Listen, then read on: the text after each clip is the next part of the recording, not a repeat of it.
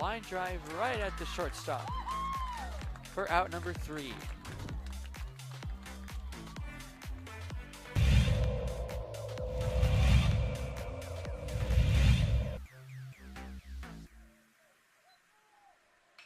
Apodaca ripped to left field. That will bounce in, so it's going to be extra bases as they'll have to chase that one at the wall in the warning track. Flipped up, there's no play at home. So it's an RBI double for Andrew Apodaca.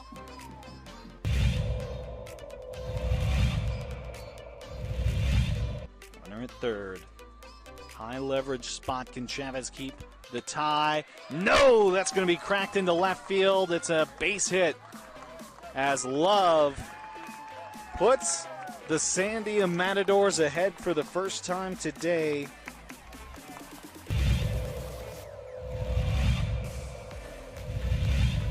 The 0-2.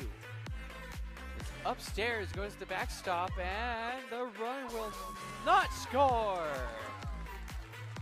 Gun down at home.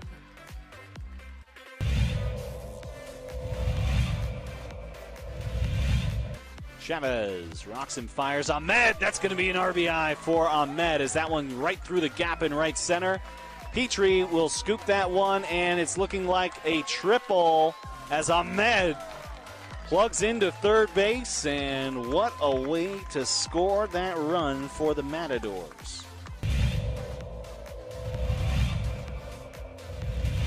Coach Romero barking out his orders there to his players. He's been around the game for a long time. Nice shot to center field. That'll bring runners in. Just like that, La Cueva will bring 3 runners in to go up 3-0. Runner advances to third.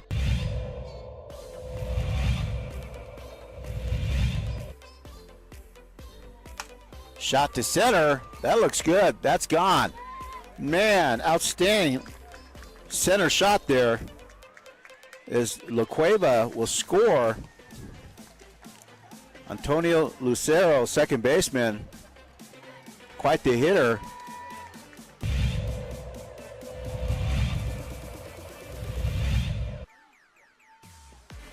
Shot to third, and good catch, and she gets the out. Outstanding play by Trinity Bazan. Nice bright spot.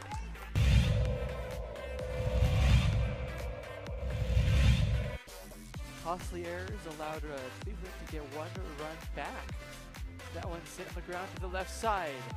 Throw to first in time. Throw home. Got her. Whoa, what a play.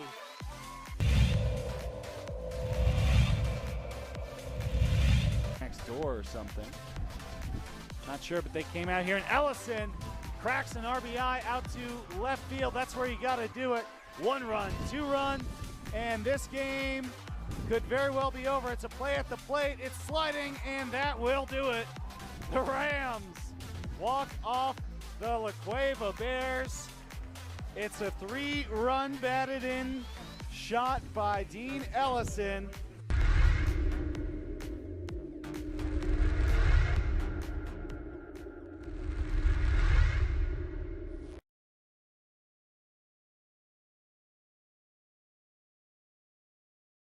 We would like to thank the following sponsors for making this broadcast possible.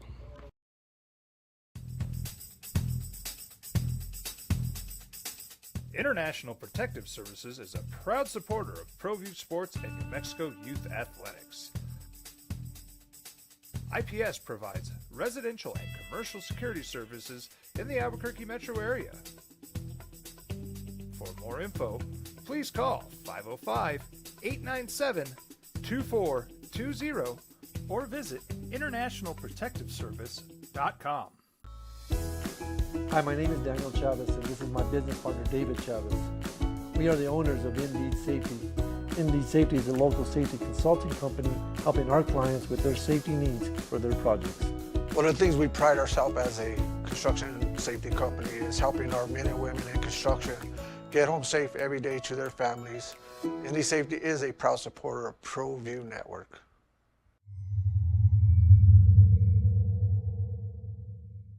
Don't sacrifice quality and flavor when you're in a hurry.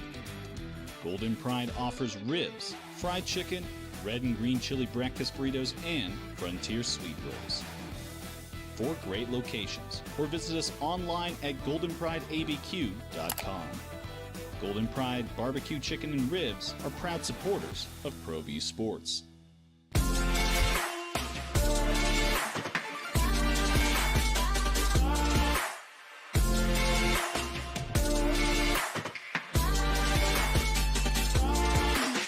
And that you would think, one of the things I'm really interested in this year is good running backs in new spots, right? I'm interested to see how Carolina utilizes Miles Sanders. Now, I need to see Bryce Young be a little bit better this weekend because I'm really concerned about that offense if he doesn't. Okay? Like with all the rookie quarterback offenses, if the quarterback play is really bad, they sputter. But you figure Miles Sanders in that situation, guy who was in the Super Bowl last year, who was so good with Philadelphia last year, is in a new spot in Carolina. I'm interested to see how he looks. And DeAndre Swift, when healthy, is terrific. Now, he got poached at the goal line all year by Jamal Williams when he was in Detroit last year. But he's a guy who catches the ball really well out of the backfield. I don't know if they'll use him as a 3-down back, but I'm interested to see. The Lions traded him away and drafted a running back with the 12th overall pick. But those two guys, I'm really interested to see how they play in a new system. I wouldn't expect DeAndre Swift to be a 3-down back because that's just not the style for the Philadelphia Eagles. Or the makeup of their roster. Of how they're successful offensively. I agree with you. I still think that you get the best out of DeAndre Swift and Rashad Penny by utilizing a running back by committee because Penny's been injured. Yeah, and both of them have been injured. I mean, both Swift and Penny. Penny was a first-round pick from Seattle out of San Diego State, and a terrific college running back. When you look back at the years where Rocky Long was at San Diego State, like they had between Hillman, Donnell Pumphrey, Rashad Penny, he had some great running backs. I mean, 3 guys drafted in the NFL, and I mean, Pumphrey was as good a collegiate running back as we've seen in a long time, right? Yeah. So was Rashad Penny. I guess so was Ronnie Hillman. They had great running backs at San Diego State. It's interesting. Now I'm watching it. All right, we're open for you today on a Friday at 505-246-0610. That is the Sports Animal phone line. It is also the Sports Animal text line. You can send emails, Jeff at sportsanimalabq.com or JJ at sportsanimalabq.com. JJ's on the Twitter. It's _ JJ Bucker's at the Xer. Are we just completely getting rid of the terminology Twitter now? Twitter, tweet. I mean, apparently they've officially rebranded to X. So they're X. So it's on the X. We're on the Xer. We're on the Xer. At _ JJ Buck. And on the Facebook, we're up and you can watch the show on ProView Networks. Adrian's producing there. It's on Comcast Channel 26 and on our Facebook page, the OD in the AM. Guest list today, we're going to check in with Nick Nee at 9 o'clock. The FedEx Cup playoffs are underway in the PGA, and I want to talk about a guy who all of a sudden has found a putting stroke and won again last week. Looking forward to getting you a golf tip. And then at 9:30, Diego Pavia is scheduled to be with us. Such a great story, and looking forward to catching up with Diego. He is the starting quarterback in New Mexico State. Volcano Vista High School, overlooked coming out of high school, went to junior college, went to New Mexico Military Institute where they won, and he won a national junior college championship. Went to New Mexico State, figured he was going to be behind Gavin Frakes or whatever. He was and back and forth. Won the job, got the Aggies to a bowl game, and he was the MVP of the Quick Lane Bowl, and now he is the QB1 down in Las Cruces. They're 8 days away. A week from tomorrow, New Mexico State will open up the season on ESPN at home against UMass. And so looking forward to catching up with Diego, hearing his story, and getting you up to date on everything that's going on with him and the Aggies. Art, good morning. You get us started this morning. You're on the Sports Animal. Hello, Art. Hello, Jeff. Yeah. Yesterday I was doing some research, and I'm a little bit disappointed in this Mountain West commissioner because, it's just hearsay, but they had a potential chart where San Diego State is trying to do their polling, but how can you have Rice, Tulane, or Tulsa Yep. in that mix versus not New Mexico when Rice hasn't been any better than New Mexico? So I'm kind of leery of this damn commissioner for Mountain West, because that's kind of crazy for me, or Yeah. even Temple. Yeah, no. I don't think Temple was in that mix, but no, Art, I understand and I appreciate it. I'm gonna answer this. And thanks for the call. Have a great weekend. All right. So what Art's talking about, there's a lot of chatter about realignment and where the dust is going to settle. I think we get some closure here in the next day or two on Stanford and Cal to the ACC. I think if the ACC gets one more, and I hear they're having a meeting today and they may actually vote on this. If they can get one more vote, one more school to approve Stanford and Cal the ACC, I think that's where they're going. Don't you? Right? That Yes. seems done. All right. If not, what's going to happen with Stanford, Cal, Oregon State, and Washington State? And there's been a lot of chatter about cobbling together a conference. Stanford, Cal, Oregon State, Washington State, bringing them into the Pac-12 or keeping them in the Pac-12 and bringing in some sort of a combination of Tulane, Rice, Memphis, South Florida. I haven't heard Temple, SMU if they can't get in, right? And then doing that for a year, watching the exit fee for the Mountain West drop from 34 to 17 million, and then San Diego State, Boise State, UNLV, and I've heard either Colorado State or Fresno State going into that Pac-12. No New Mexico.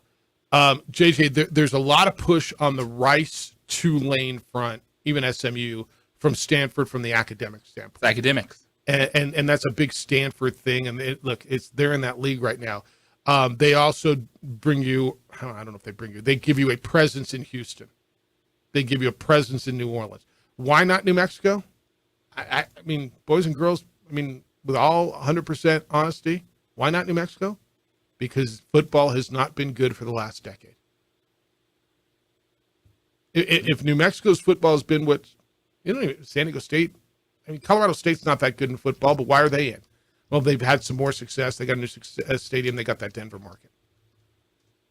Vegas has been horrible in football. Yeah, but they got that new stadium and they got that Vegas market, right? Boise State doesn't have the market, but they've been good in football. I don't know how else to put it. Why? And that's, someone like Art just sitting there going, there's no way Rice should be in this conversation. Well, that's where academics trickles in. Especially with the Stanford and Cal. And we're talking to Stanford and Cal and what they might be interested in, and just still those schools in the Pac-12 trying to rebuild the Pac-12. They're but trying that's to keep it mainly together. Oregon State and Washington State right now, and Stanford and Cal are just like, all right, ACC, let's get that boat going. Yeah, if the ACC does take them, then what does Stanford or what Washington State and Oregon State do? Is there enough there then to keep the Pac-12 together with those two teams? There's a lot of money there. There's a lot of money in the basketball units, the NCAA basketball units. There's a lot, there's a lot more than just cobbling the team together. And the American right now, because they're on ESPN, and JJ, we've talked about this, is considered to have a better television deal. There's more money being distributed per team in the American than there is in the Mountain West Conference. The American is North Texas, UTSA, Rice, Tulane, UAB, South Florida, Memphis, Temple, those schools. Right? There's more money being distributed in the current deal. Now, the Mountain West deal. Well, how up does for that 2 look years. next year when it's 14 teams without exactly the addition of look, anyone I get else? it. And they got to figure that out. 505-246-0610. I think we're going to get something though this week. At least I hope we get something this week and start moving forward. All right, the Broncos will play the 49ers on Saturday. It's tomorrow, preseason game. What is their plan? What does Sean Payton say he wants to see from his starters? Can you say the second preseason game's kind of a big deal for the Broncos? I think you can. I'll tell you why. Next on the opening drive on 95.9 FM and AM 610, the Sports Animal. Makes a little sports. We would like to thank the following sponsors for making this broadcast possible. ProView Networks would like to thank the following sponsors for making this broadcast possible. Hans Whitler Automotive, German car maintenance and repair in Albuquerque, New Mexico. Call 505-294-7684 or visit HansWhitlerAuto.com.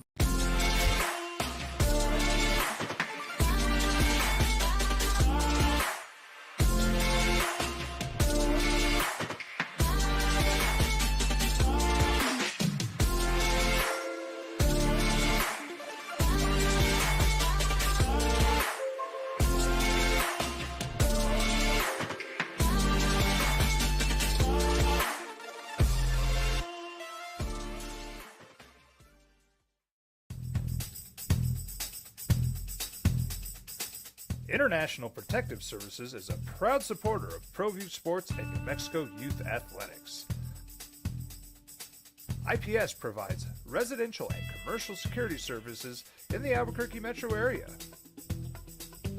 For more info, please call 505-897-2420 or visit internationalprotectiveservice.com. Hi everyone, my name is Master Sergeant Jacob Groves. I am a Air Force Special Warfare Pararescueman. Air Force Special Warfare are proud supporters of ProView Network and New Mexico Youth Sports. Air Force Special Warfare operators are critical thinkers. They maintain a high level of fitness, they take initiative, and they don't quit. For more information on Air Force Special Warfare, contact me at the number listed below. U.S. Air Force Special Warfare are proud supporters of ProView Sports.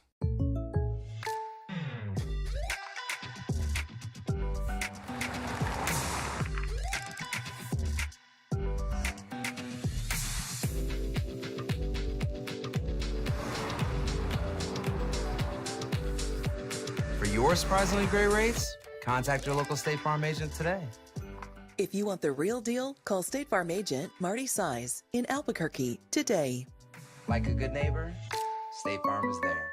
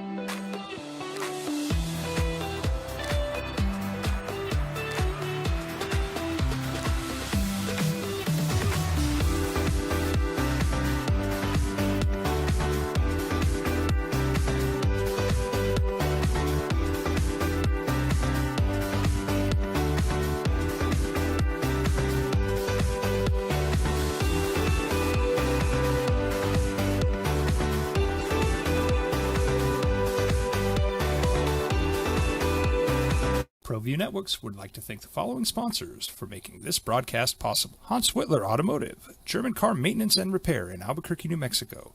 Call 505-294-7684 or visit hanswhitlerauto.com. We fight the battles no one hears about. We drop into the middle of firefights to rescue others. And act as one-man air traffic control towers. We're the ones who go before all others.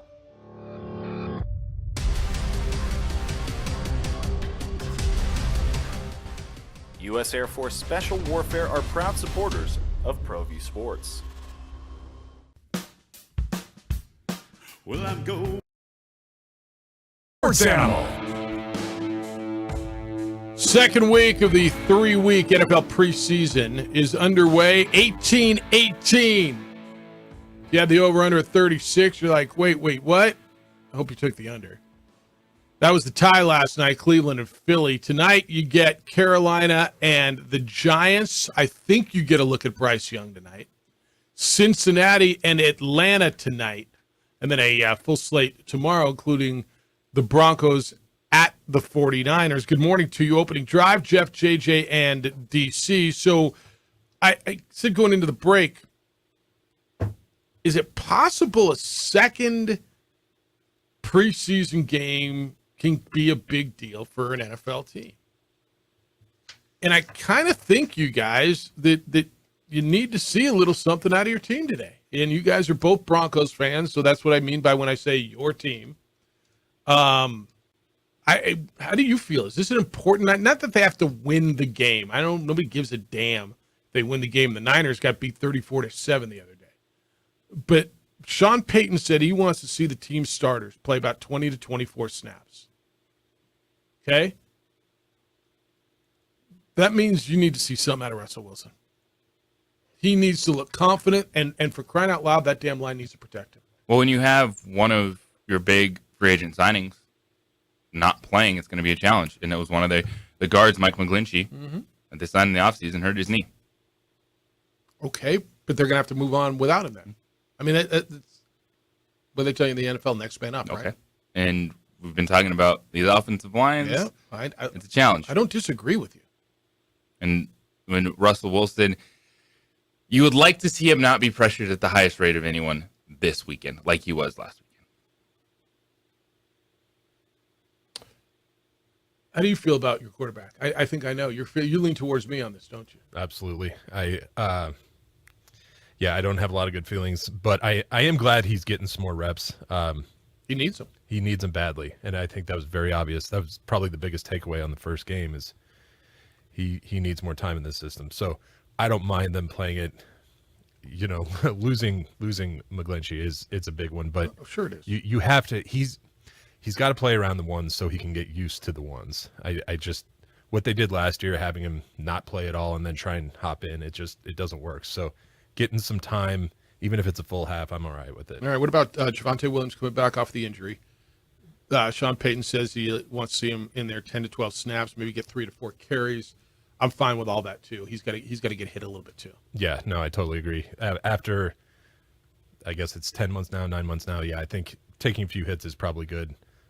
3 or 4 runs, that sounds like a safe number, so I'm good with that. You know, they've been doing these intra-squad practices, right? The Niners, the Broncos have been practicing. Basically how they work these things now. You practice all week. You play your ones all week in practice, but then when you go under the lights on Saturday or Friday or whatever it is in the preseason, then you can't play your guys. I heard somebody say that yesterday.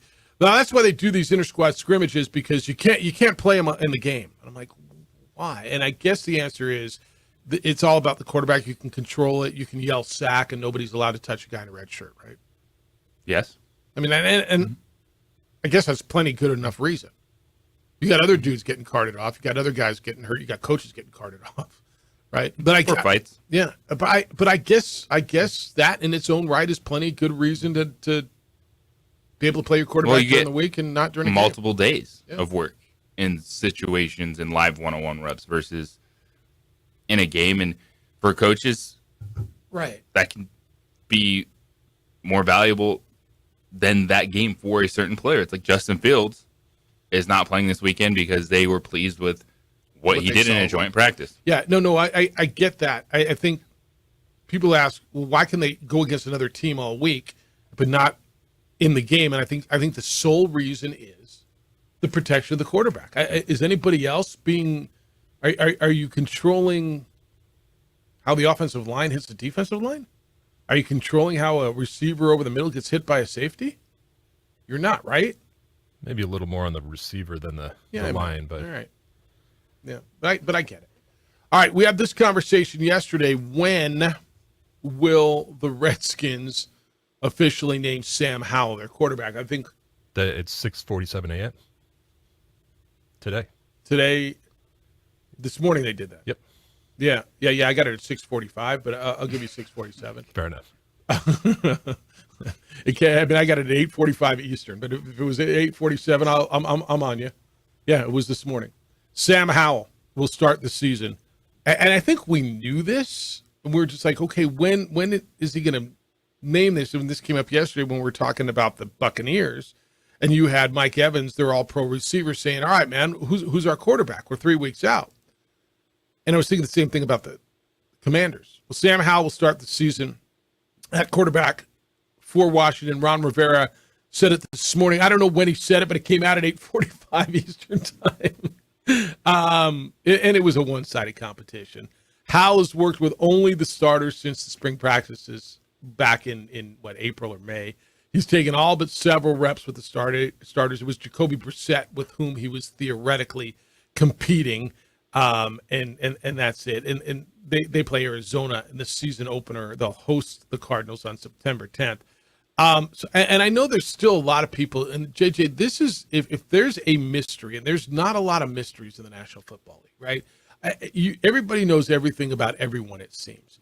But if there is still a mystery going in, like you could say Deshaun Watson, I'm not sure what we're going to get, but you got a pretty good idea what he is, what he's been through.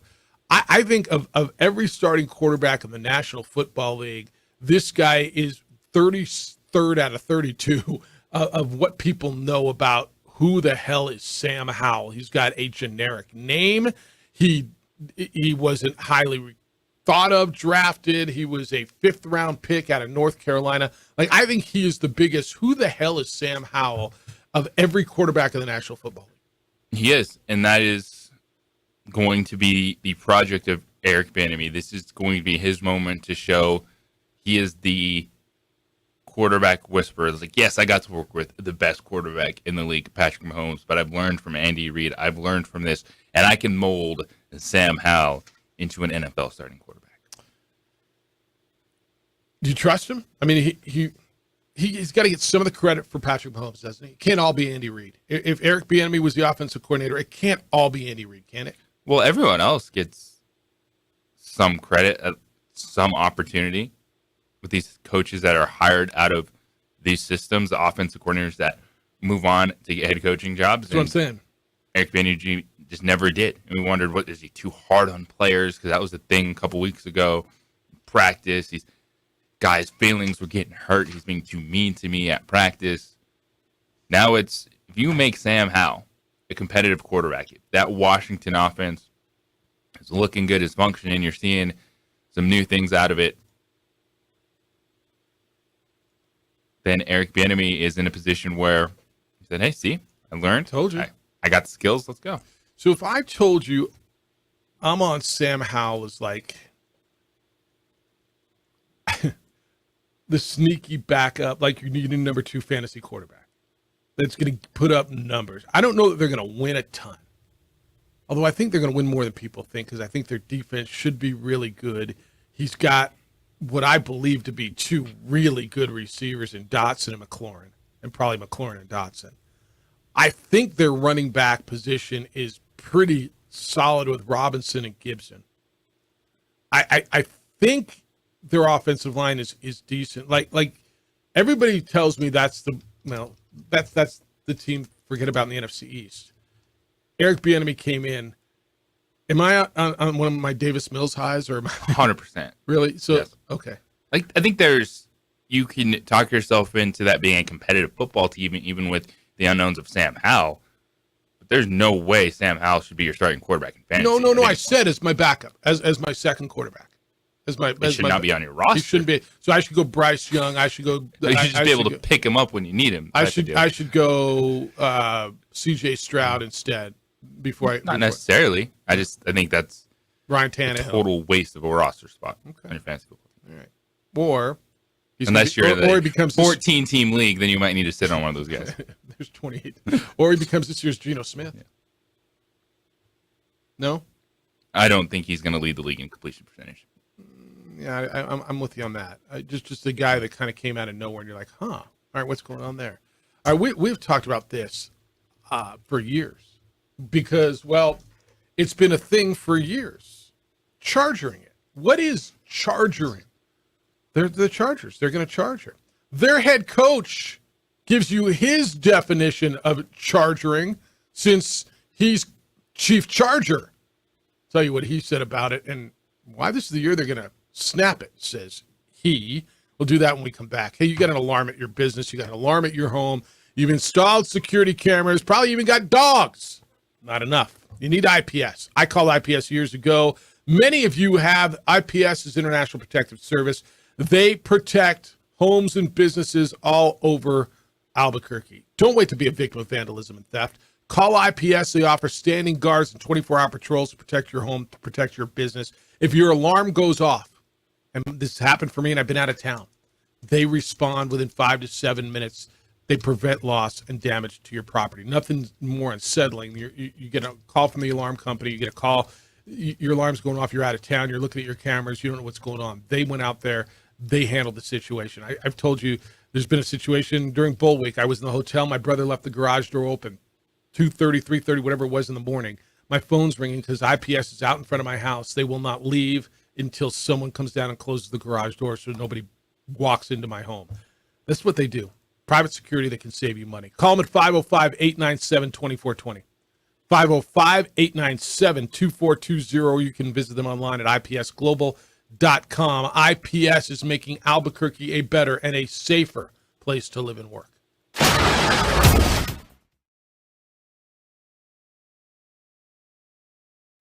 We would like to thank the following sponsors for making this broadcast possible. ProView Networks would like to thank the following sponsors for making this broadcast possible. Hans Whitler Automotive, German car maintenance and repair in Albuquerque, New Mexico. Call 505-294-7684 or visit hanswhitlerauto.com.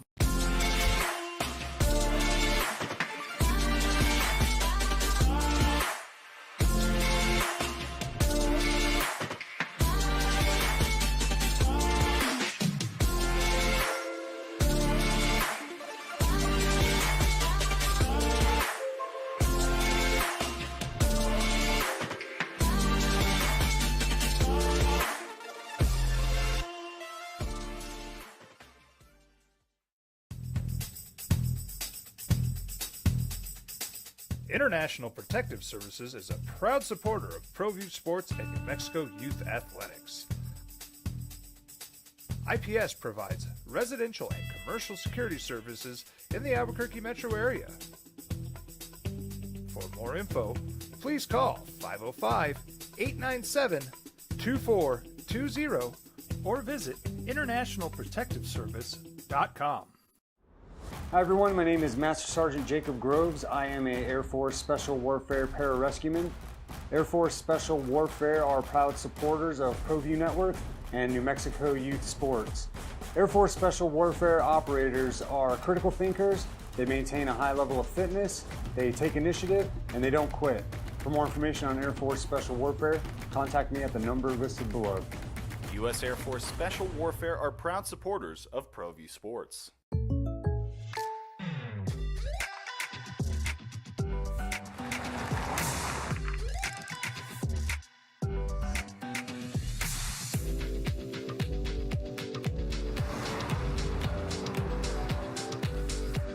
For your surprisingly great rates, contact your local State Farm agent today.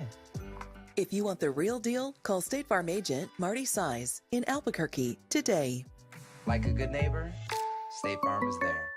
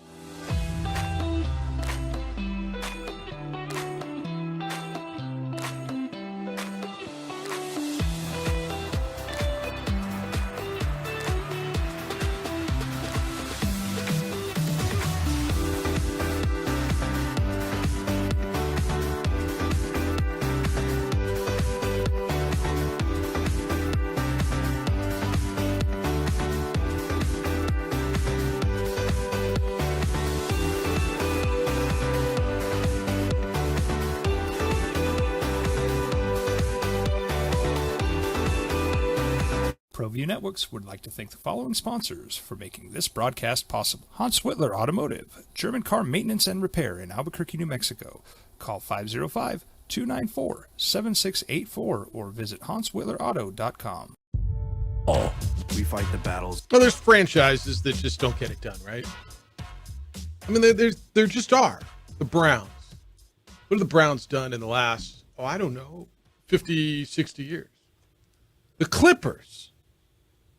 I mean, if I said to you what's the worst franchise in the last half a century, I'm not sure. I think there's much argument. If you take the four, what are considered to be the four major North American sports, Major League Baseball, NHL, NFL, and National Hockey League, easy on the MLS. Clippers be the worst franchise in the last century? Now I'm not telling you the Chargers are the worst franchise. I don't want to. You want to do worst franchise? Go. Worst franchise in the last century? Go. 505-246-0610. Give me a couple minutes to study. I mean, just the history, just the futility. I'm not telling you the Chargers are that.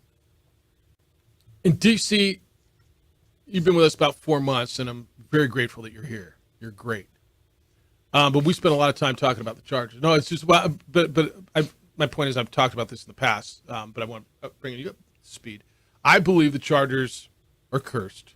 I believe that the Spanos family hosed the great fans of San Diego.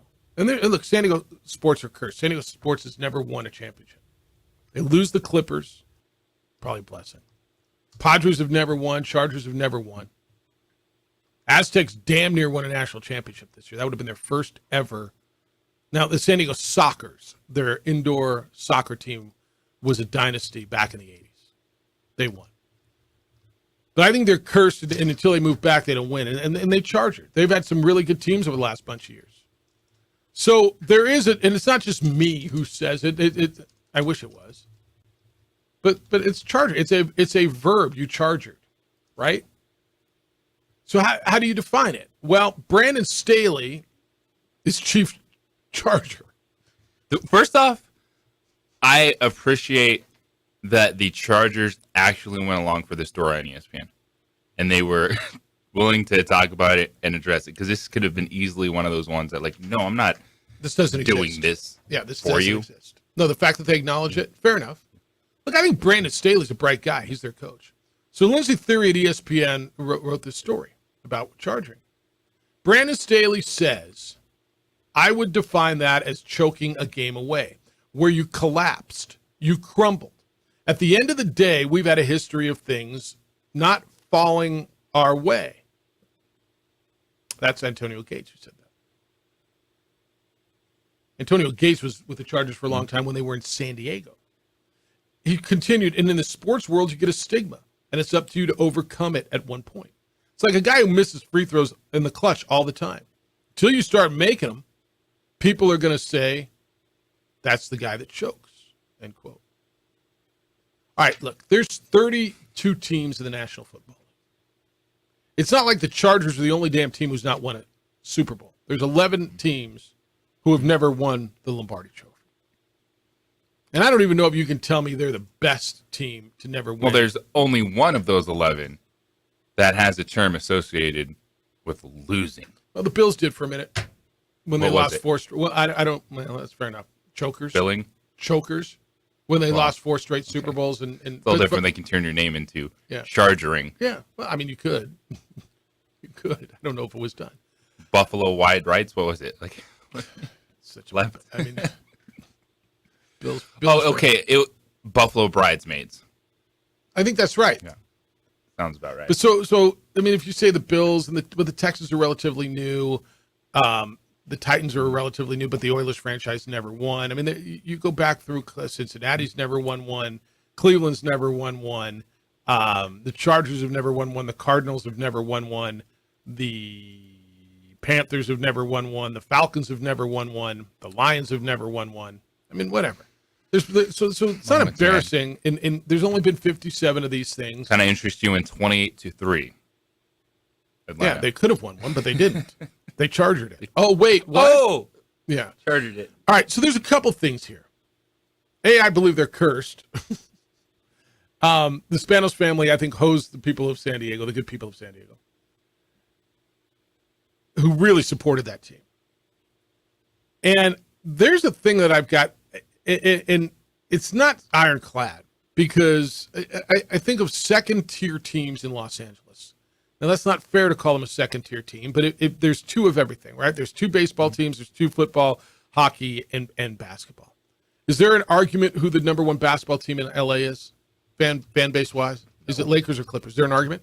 No. Is there an argument? Never going to be an argument. Who's the top baseball team in Los Angeles? Is it Dodgers or Angels? And if you're an Angel fan, I mean, I don't. Good for you, but this is an argument, right? I'm not even sure there's an argument. Rams and Chargers both came back the same year. They both were there originally. How about not originally? Initially, before they left on their latest. Galaxy or LAFC? Galaxy. Right, okay. Kings or Ducks? Is Anaheim considered that? Well, do they play in Anaheim? Or they're in Anaheim, but I mean, they're still in that Southern California market, right? So the Ducks have won a Stanley Cup, which is crazy. And really, Ducks fly together. And really pisses off the people who live in the Great White North, in anywhere in Canada that Anaheim has, right? And I know that there has been a little bit of success there. And the Angels won the World Series in 2003 when they beat the Giants. So, but that's it, right? Clippers have had no success. Chargers haven't. I just think there's kind of a stigma on that other, and I hate the term other. I'm looking for another. Give me a better term. Is there a less insulting term? I'm not looking to insult them. They are the number 2 team, right? Yeah. The Clippers, the Chargers, the Ducks, and the Angels are. They just are, right? I don't know. Do you think there's something to that theory in LA? When you're talking about it, it's on your mind. Like acknowledging Charging former all-time greats, saying, yep, until this franchise does something, it's going to be considered Chargering. Other teams have failures. Yeah. We don't call it falconing. Washington State, they call it you couged it. Couged it. Like remember when they were in New Mexico Bowl and they were up by 8 points with 2 minutes and 6 seconds to go, and Colorado State had no timeouts and they had a first down. All they had to do was take a knee and they lost the game. They couged it. Couged it. Yeah, that's a real thing for Washington State fan. I've never heard that one. Oh no, that's 100% common and real. Ask any Washington State fan about couging. But the difference here is every NFL fan knows about Charging. Feels that way, doesn't it? It sure does feel that way. All right, 505-246-0610. But at least they acknowledge. Are there other terms out there for fan bases? I'm sure there is. Like the fan bases have their like the little couging thing, it. like couging it. Yeah. Or, oh yeah. Wonder what's out there. Yeah, if you got them, I'm hearing them. You know any? I'm thinking, but nothing pops up quite like that. And you got to be pretty good to get to that point where you're in a position where you should win it, and somehow it just slips through your fingers, right? To charger it, to coug it. I think it's a pretty big deal. All right, when we come back, we got football coming up this weekend. Quarterback 2 battles are real as well. It's not just about QB1s. There's QB2 That's a real battle in the preseason. Which one should know who one is. But backup quarterback battles, that's real to me. There's some good ones and some good names. Hit some of that's going to interest you quite a bit, and some big names, including some high draft picks. It's the opening drive on 95.9 FM and AM 610 Sports Animal. This report is sponsored by Staples. We would like to thank the following sponsors for making this broadcast possible.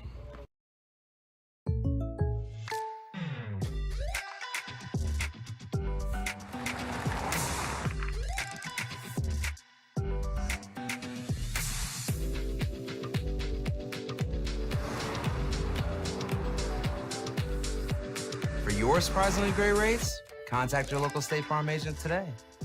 If you want the real deal, call State Farm agent Marty Size in Albuquerque today. Like a good neighbor, State Farm is there. Hi, my name is Daniel Chavez, and this is my business partner, David Chavez. We are the owners of Indeed Safety.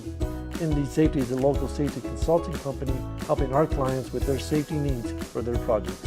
One of the things we pride ourselves as a construction safety company is helping our men and women in construction get home safe every day to their families. Indy Safety is a proud supporter of ProView Network.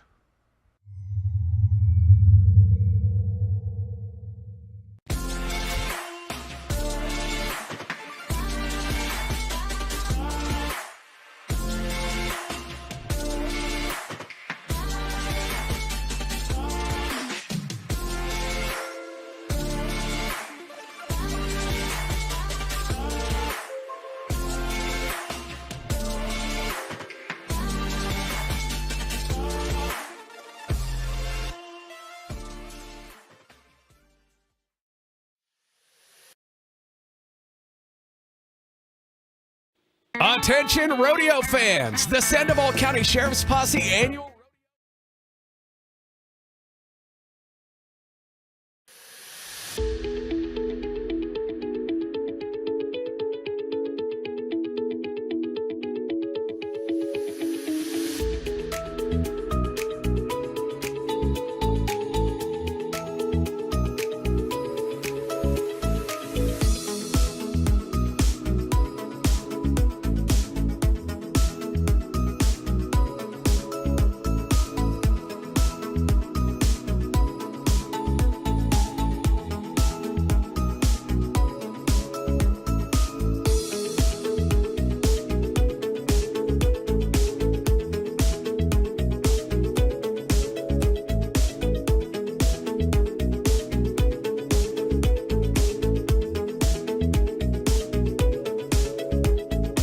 Networks would like to thank the following sponsors for making this broadcast possible. Hans Whitler Automotive, German car maintenance and repair in Albuquerque, New Mexico.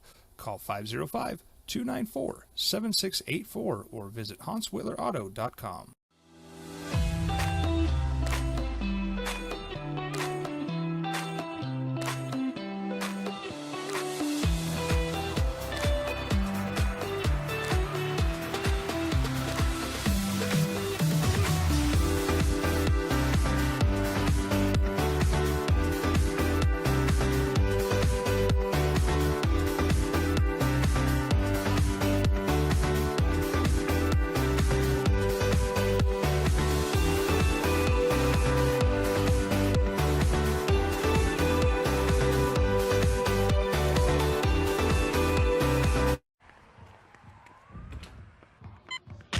These are more than just the sounds of a safe place to go after school.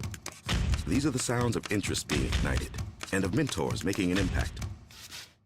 At Boys and Girls Clubs, we don't do just one thing. We do whatever it takes to meet the needs of every kid who comes through those doors. Because whatever it takes is what it takes to build great futures. Great futures start here. As a mom, I try to make the best choices for my family and our health. That's why I choose Western Sky Community Care. It's a Medicaid plan with quality health coverage and special benefits like Boys and Girls Club membership credit, additional dental benefits, and wellness and support programs. I decide which Medicaid plan is right for us. I choose Western Sky Community Care. Learn more about Western Sky Community Care by visiting discoverwesternsky.com today. We would like to thank the following sponsors for making this broadcast possible. Everguard Roofing and Solar. For nearly 20 years, Everguard Roofing and Solar has been working with New Mexicans to enhance their homes and businesses. For all your roofing and solar needs in New Mexico, call 505-821-9543.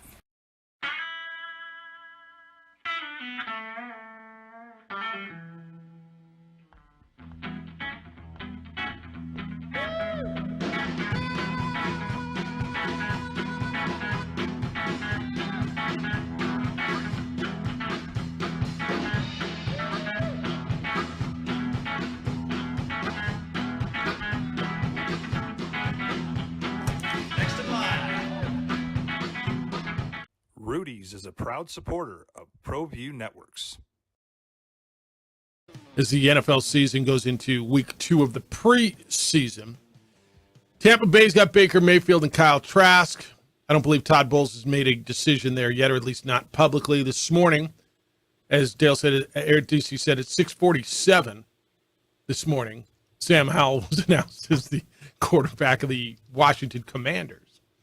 So it's everything else. But what about quarterback 2? Do you care? Well, I think you do, and I think you will. And I think every year you see it as guys go down. Oh, who's their backup? Oh, that guy? Or who's that guy? Last night we watched Dorian Thompson-Robinson continue his standout preseason. Another impressive performance against the Eagles. Played the first half in his first career pro start. 13 of 25 for the rookie out of UCLA. 164 yards. He ran for 18 yards. He led the Browns on 3 drives inside the Philly 25. So he's number 3. Everything I read, Joshua Dobbs has the line on number 2. And I just asked you this question in the break. So Deshaun Watson goes down, he limps off the field, and he's in the blue tent. Do I want Dorian Thompson-Robinson after what I've seen? Because he's the star preseason, right? In the National Football League so far, the star preseason, because he's played 3 games, most guys have played 1. But he's the star. He's won preseason, Dorian Thompson-Robinson. Do you want DTR or you want Josh Dobbs? DTR. Right? I know Dobbs, they talk about how he handles the game, his intelligence, really smart quarterback. Get that. But DTR is the athleticism, the pop, higher ceiling. That's why do you think Deshaun Watson is asking to play a preseason game? He's feeling it. Yeah, he's feeling it. Why wasn't I playing? He said. All right, there's other quarterback 2 battles.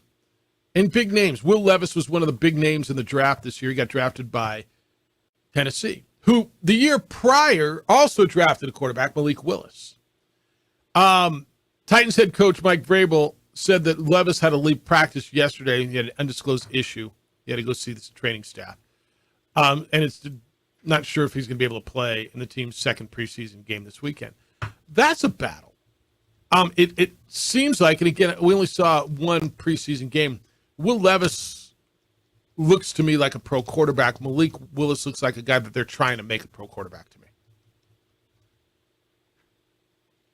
Yeah, and there's reason that 2 years ago it was Kenny Pickett. Yeah. Wait. Right. Malik Willis. Yeah. Long way. Yeah. A long way. Long way. Yeah. Any other QB2s that you look through? I think Teddy Bridgewater's got the job secured. There's a lot of guys who started a lot of games as QB2s, whether it's Teddy Bridgewater, whether it's Jacoby Brissett. There's a lot of reliable QB2s, and you're going, you know what, dude? You last in the league for 15 years as QB2. You're Jacoby Brissett. You're Teddy Bridgewater. Look, Teddy Bridgewater was on track to be a star until he shattered his leg. But there's nothing wrong. Those are, like, I'm okay if Jacoby Brissett's starting 4 or 5 games. Yeah. Look at what he did in Cleveland last year. So, 100%. There's a real conversation in Vegas about this Aiden O'Connell overtaking Brian Hoyer. Brian Hoyer, I think, is 86, maybe 87 years old. And Aiden O'Connell is a 4th-round pick rookie out of Purdue who is really evidently impressing in Raiders camp. And I don't know how healthy Jim Garoppolo is. I don't know how in love with Jim Garoppolo they are. Jim Garoppolo felt like the last girl at the bar at 2 a.m. and I got to go home. Am I wrong? I mean, he's pretty now. He's pretty even, before you start drinking. But he got prettier and prettier and prettier. And you only got to go home, but you got to get up out of here. I'll take that pretty dude right there. Am I wrong on Garoppolo? Like, do you think he's starting quarterback at the end of the year for the Raiders? No. Yeah, that's the one guy I will say he'll be out because he's hurt. Yeah, I kind of think that he's got kind of a short leash out there, so I'd be surprised if he was starting at the end. I think JJ, he tends to be oft injured. All right, in the red zone next, DC's going to throw some big NFL topics at us. What do we think? What do you think? It's open for you, 505-246-0610. New Mexico State's quarterback, MVP of the Quick Lane Bowl, former Volcano Vista quarterback. Diego Pavia is going to be with us at 9:30. Cannot wait. I'm super excited to talk to him about this year's team and the addition of talent to a team that is coming off a bowl victory. It's the opening drive on 95.9 FM and AM 610, the Sports Animal.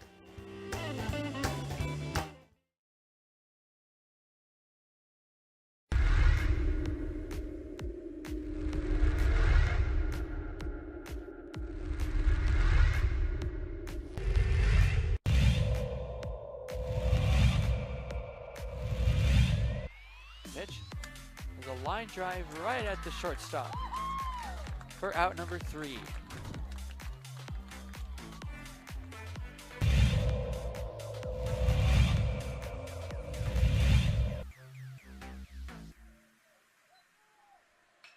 Apodaca ripped to left field.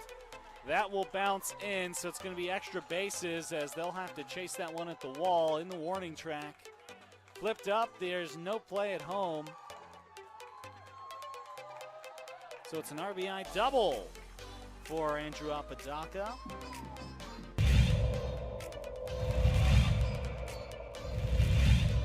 Runner at third. High leverage spot. Can Chavez keep the tie? No, that's going to be cracked into left field. It's a base hit as Love puts the Sandia Matadors ahead for the first time today.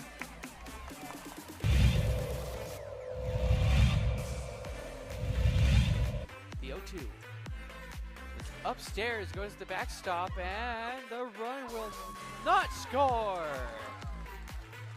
Gun down at home.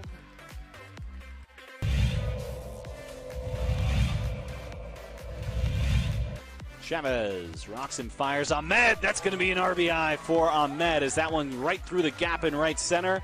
Petrie will scoop that one, and it's looking like a triple as Ahmed plugs into third base, and what a way to score that run for the Matadors.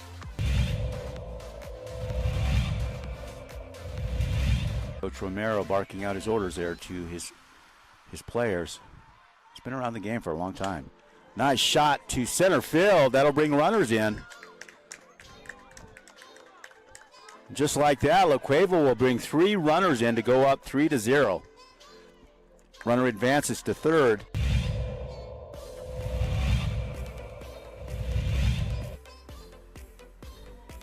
Shot to center. That looks good. That's gone. Man, outstanding center shot there. As La Cueva will score. Antonio Lucero, second baseman, quite the hitter.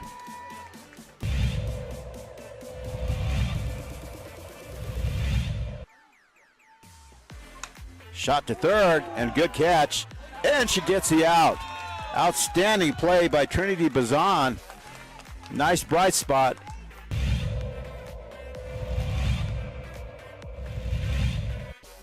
Costly errors allowed Cleveland to get one run back. That one sent on the ground to the left side. Throw to first in time. Throw home. Got her! Whoa, what a play!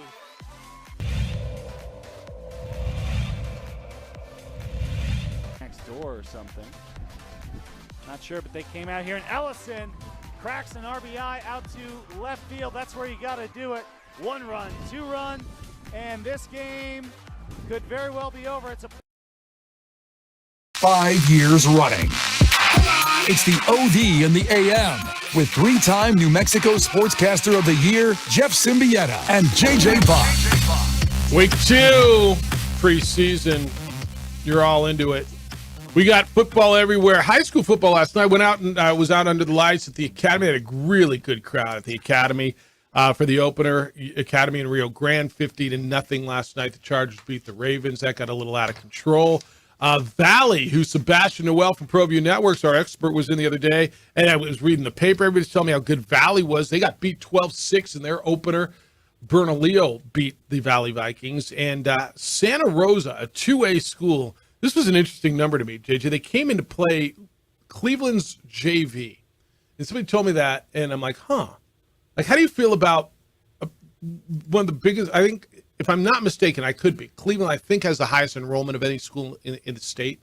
Playing a 2A school, Santa Rosa. Santa Rosa's been good. They still run that single wing, super fake. It's hard hard to shoot the video. I used to shoot it from behind so I could see where the ball was. But Santa Rosa came in and beat their JV, and good for Santa Rosa. They scored, put up 68 points on them last night. But how do you feel about like a 2A team coming in and playing in that case, a 6A JV? I'm not sure. Like at first, I'm like, how do I feel about that? And I'm okay with it.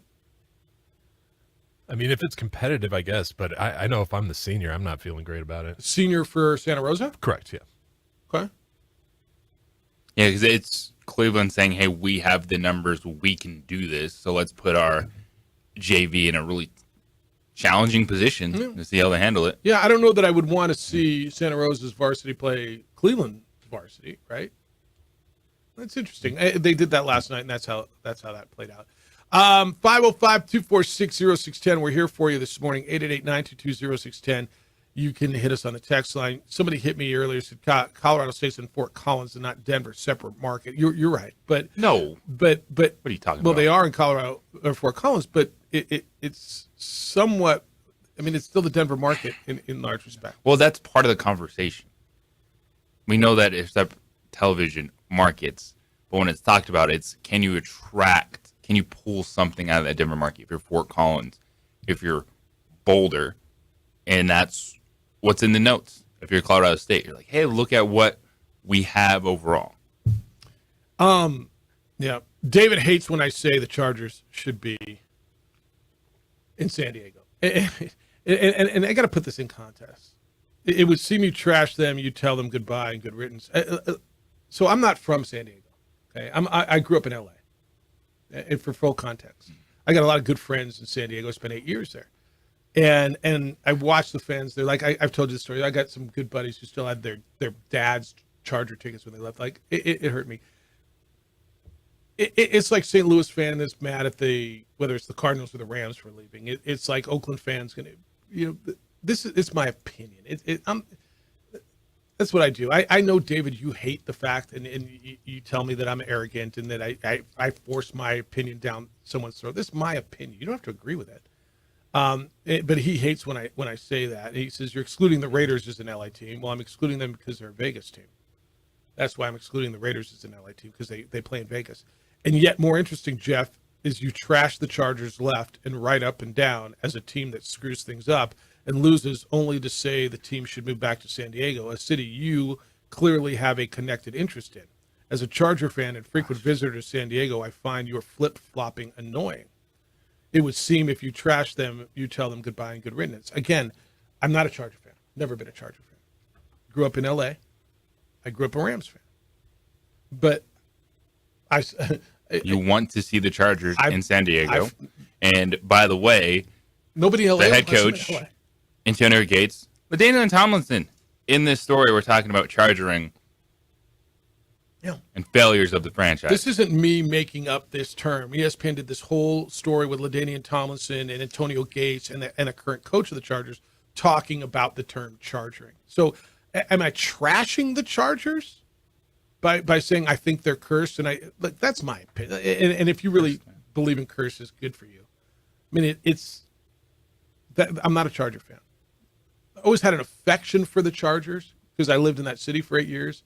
And I will tell you, like my buddies who grew up there and are clinging to the Padres with everything they've got because that's their only franchise. The guys that have been there for 50 plus years, they grew up there, they love it. But that city didn't deserve to lose the Chargers.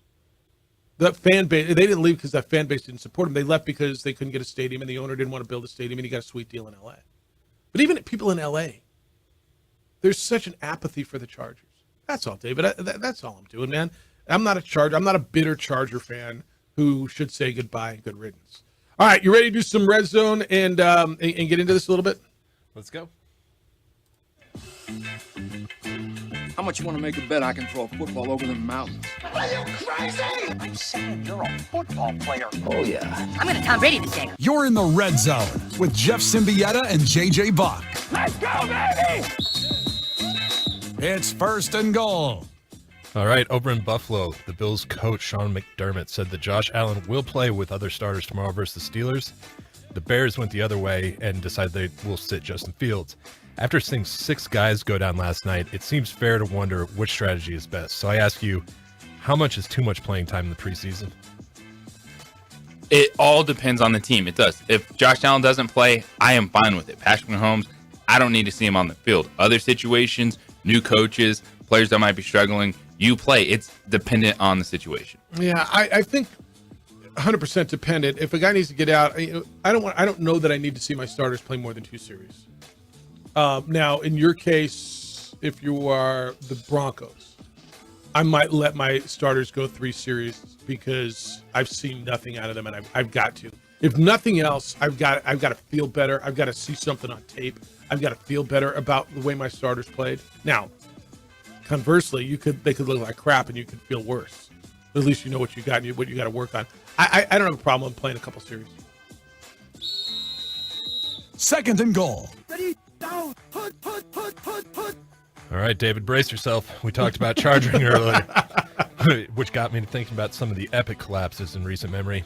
What is the worst case of charging you can recall from any team in the last 10 years? All right, so the one that absolutely is easy to me that comes to mind is the Seahawks at the goal line putting the Super Bowl away and not winning the Super Bowl. I said the next day, as a fan base, I don't know how you ever get over it.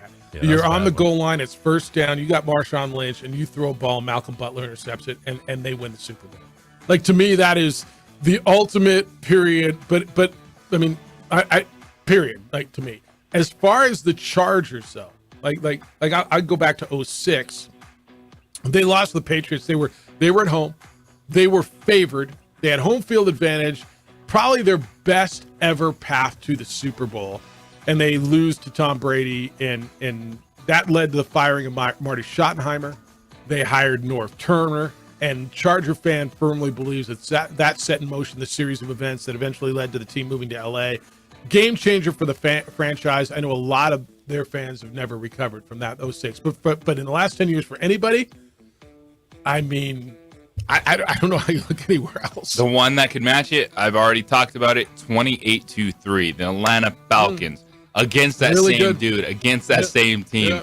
Tom Brady and the New England Patriots. It's right there. Matt Ryan, his chance to submit himself an NFL MVP in our conversation, and they lost the game. Yeah, that's really good. Really good. 3rd and goal. All right, most of the holdout talk recently has been about running backs, but what about everyone else? Nick Bosa is still holding out in San Francisco. Recent reports suggest that he may continue the holdout into the regular season. How much does this situation impact the 49ers if he is out to start the season?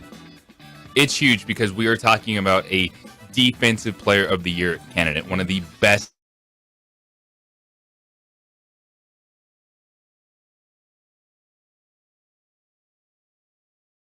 onto Brock Purdy, who, are you buying that hype yet? Brock Purdy was good. His playoff numbers were good, but they are anointing him as it's going to be pick up where he left off coming off this injury, and there's going to be a little bit more pressure on him if the best defensive player is not out there. It's significant, although not devastating, because they're still, without Nick Bosa, the best team in that division. And I think Seattle's nice, and Seattle gets closer. But the defense isn't just Nick Bosa, although he is a game changer. So I will tell you it's significant, but not devastating. 4th and goal. Did I stutter? Beer me. All right, it's Friday, and it's fantasy football time. So we've talked a lot about sleepers out there, but not as much about busts. So I ask you guys, what are some of the players that you are avoiding at all costs? Jim Garoppolo. Boy, I guess I'm avoiding. Garoppolo. Yeah, That's where another quarterback. Who am I avoiding at all costs? So I will tell you this: I think Saquon is going too high, is too expensive. So I would, and I know you like him a lot. I would avoid Saquon just because I don't think his injury history concerns me. This whole he's going to pull his hammy, 15 carries in. I would avoid Saquon, and look, that could blow up. He could have a great year. I know he's high on your list. He's not for me. I'm looking at, to answer this question, 1st or 2nd round guys, and to me it's Derrick Henry. Interesting. And when you're a semi truck, you're 29 years old, you're going to be the focal point of that offense. We saw him miss some time last year. I think a first-round investment in Derrick Henry, if you're still doing that, could be a little problematic.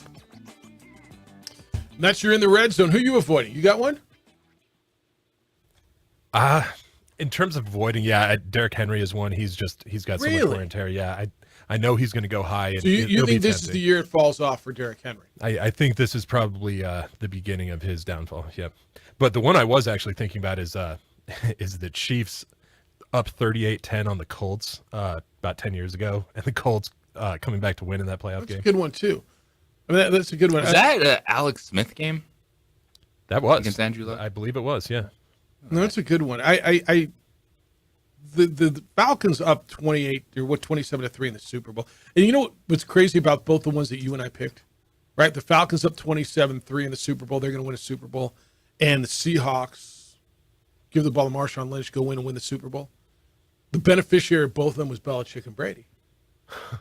That's a really good point. I didn't think about that. I mean, and this is I'm not looking to get into a Tom Brady isn't great conversation, right? Because it was 28-3 with 8.5 minutes left in the third quarter. No, it was over. It was over.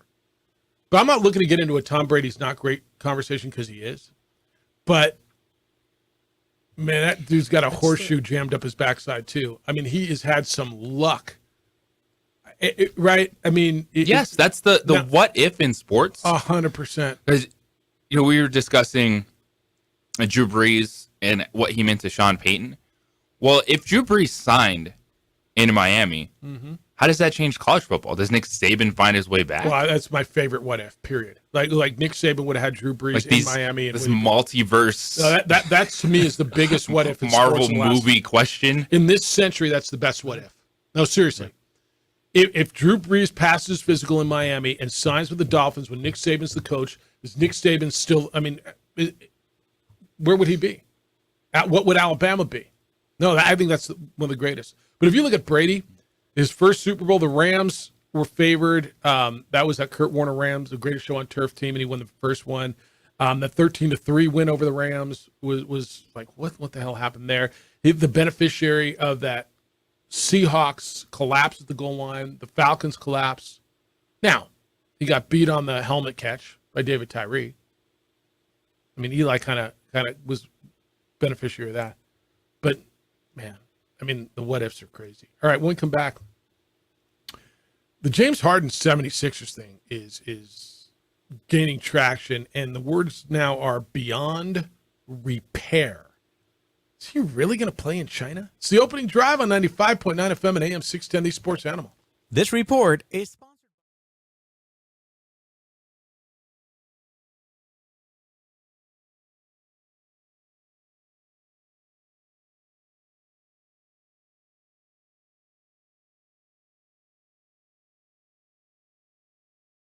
We would like to thank the following sponsors for making this broadcast possible.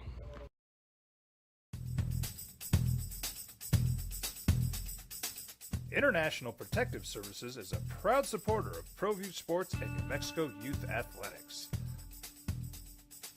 IPS provides residential and commercial security services in the Albuquerque metro area.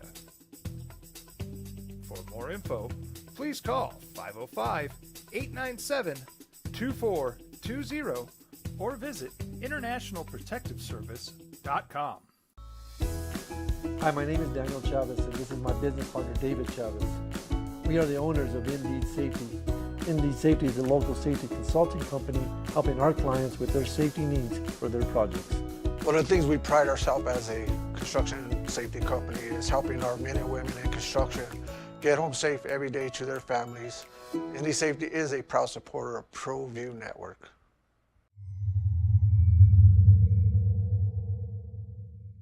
Don't sacrifice quality and flavor when you're in a hurry. Golden Pride offers ribs, fried chicken, red and green chili breakfast burritos, and frontier sweet rolls. 4 great locations, or visit us online at goldenprideabq.com. Golden Pride Barbecue Chicken and Ribs are proud supporters of ProView Sports.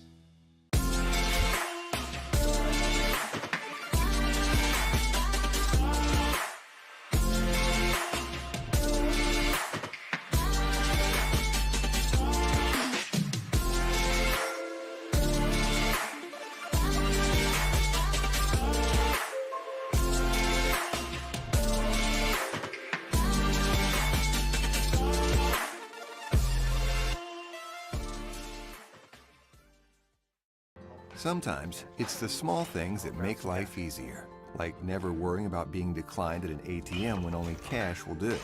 With You're Covered from U.S. Eagle, we'll cover you, even if the money's not there. That's a good feeling. And we do it with no extra fees or penalties. It's called trust, and we think that's important, especially if we're asking you to trust us. At U.S. Eagle, that's just part of what it means when we say people mean more. These are more than just the sounds of a safe place to go after school. These are the sounds of interest being ignited and of mentors making an impact. At Boys and Girls Clubs, we don't do just one thing. We do whatever it takes to meet the needs of every kid who comes through those doors. Because whatever it takes is what it takes to build great futures. Great futures start here.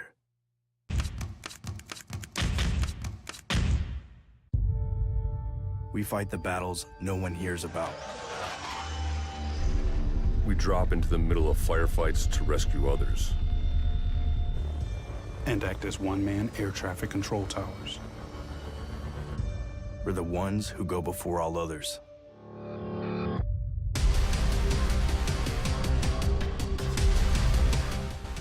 U.S. Air Force Special Warfare are proud supporters of ProView Sports. Hi everyone, my name is Master Sergeant Jacob Groves. I am a Air Force Special Warfare pararescueman. Air Force Special Warfare are proud supporters of ProView Network and New Mexico Youth Sports. Air Force Special Warfare operators are critical thinkers. They maintain a high level of fitness, they take initiative, and they don't quit. For more information on Air Force Special Warfare, contact me at the number listed below. U.S. Air Force Special Warfare are proud supporters of ProView Sports. As a mom, I try to make the best choices for my family and our health. That's why I choose Western Sky Community Care. It's a Medicaid plan with quality health coverage and special benefits like Boys and Girls Club membership. There's a lot on the text line. It's 505-246-0610. Most interesting QB battle to me, says the text line. Trey Lance versus Sam Darnold. Battle of the failed high draft picks. That's a really good one. Right? Yes, it is. Yeah. It would seem, David says, it would seem if you trash them, you tell them goodbye and good riddance about the Chargers. Okay. I'm not trashing them. I mean, it's not like I made it all up.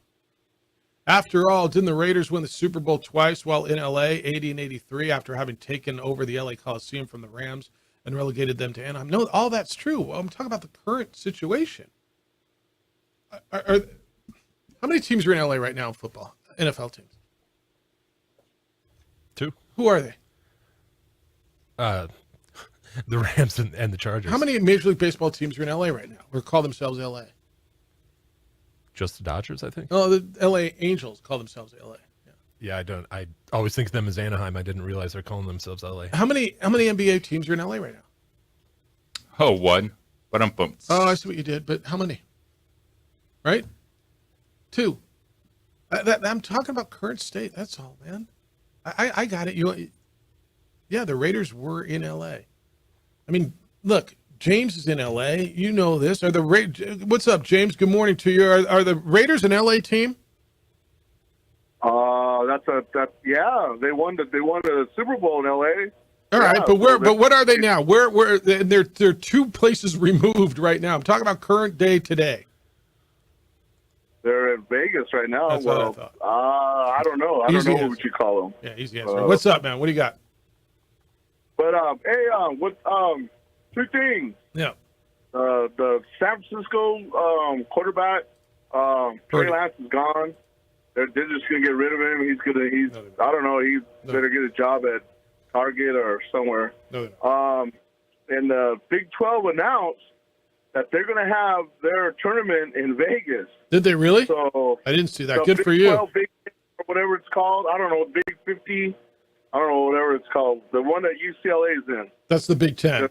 That's the Big 10. Yeah. They announced that they're going to have their tournament in Vegas.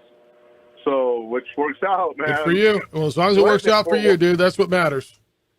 Yeah. So all right. That's it. Have a good one, guys. See you, Take man. care. I did not know that. See, everybody wants to go to Vegas. Everybody wants to go to Vegas. They're exploring their options for their football title game. Is that They've right? Not made it official. Okay. I saw a tweet this morning on Which, of course, that would be really, it seems like, catering to your West Coast presence then. Do you think with your Midwest base, right, they've always held their tournament in Chicago and or Indy? Football has been in Indianapolis and basketball has been in Chicago. All right. Do you think their Midwest base would rather go to Chicago or Vegas? People wouldn't mind going to Las Vegas. I think that they wouldn't mind going to Vegas, but they can all drive to Chicago. Yeah. I mean, if you look at it and say, well, who's in your league and who can drive to Chicago? And then you say, oh, look at, well, Northwestern is there and Indiana and Michigan State and Michigan and Ohio State and You don't have to worry about the Illinois Pac-12 tournament playing at T-Mobile anymore. I wonder, well, if they stay together, though, I wonder how long their contract is. No, honestly. I mean, I it's another thing that we'll figure out as we go down the line. All right, let me give you this real quick, and then we got a sweet deal for you. This James Harden thing, it's beyond repair. Harden said, I've been patient all summer. For me, it's just focus on what I can control and get ready for the season. He called Daryl Morey, the president, a liar. I'll never be part of an organization that he's part of. He followed up his comments by saying that he might play in China, that the love is real in China. Adrian Wojnarowski said that he plans to go to training camp. How does this play out? Are they going to trade him? Do they have to trade him? Who blinks here? Beyond repair. Don't have to trade him. Daryl Morey has said that in this case. If I am Daryl Morey, I'm the 76ers, I try to call James Harden's bluff. Say, you really want to stay there in China? Have fun. Sell your shoes in China. Go average 80 points per game. Because at this point in time, we're done with you. So go to China, go make your living there, and I mean, what would they pay him in China? I have no idea. Were they paying Saudi kind of money in China? No, honestly. I mean, for him to go to China would be one of the biggest things that ever happened to holy smokes. Look at that. Holy smokes. That'd be one of the biggest things that ever happened to them, right? Like a dude that is under contract. Smell what's in here? All right. We got a sweet deal for you. I want to get more into the James Harden stuff and see where he is. But we got a sweet deal. Lucas is here for a sweet deal for you. What's up, Lucas? Hey, good morning. How are you? Firehouse Subs got here. You hungry? Yeah. Look at that. They brought breakfast. Woo! Yeah. What's happening? That's not What is much. I that? just wanted to bring you a new sub we got. It's called Thank the you. pepperoni pizza meatball sub. How about that? Sold. Yeah. Seriously. All right, here's your sweet deal this morning. Goes online and go get it. Yeah, I mean, and hit it at 9 o'clock. You go to our website, sportsanimalabq.com, click on the sweet deal icon, $50 worth of gift certificates at Firehouse Subs for just $25. The pepperoni pizza meatball sub back on the menu. It smells delicious. It looks delicious. What else you got, man? Because you got a lot going on over there. Oh, yeah. Well, this is the current sandwich that we got. That's what we call an LTO. So it's only going to be out for maybe another month or two. What do you call it? LTO, limited time look at me with the offer, acronyms. right? Yeah. We do have another sandwich coming out here pretty soon. The King's Hawaiian Pork and Slaw.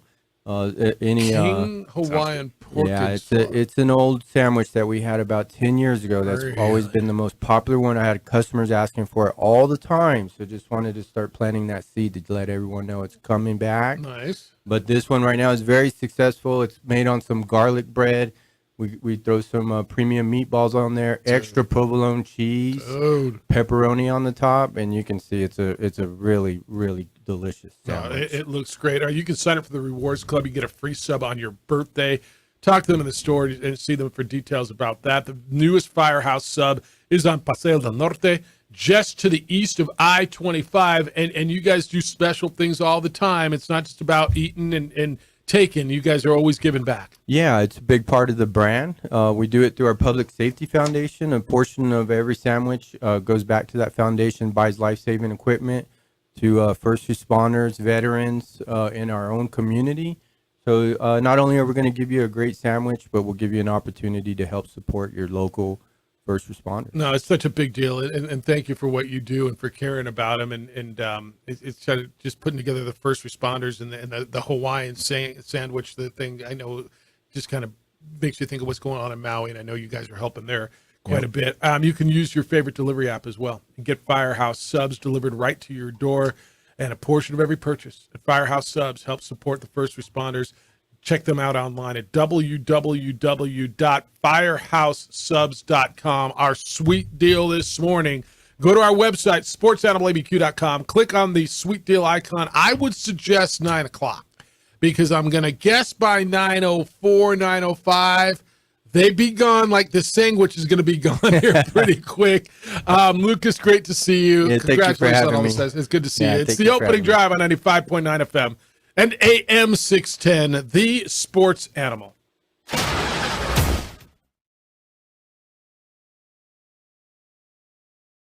We would like to thank the following sponsors for making this broadcast possible.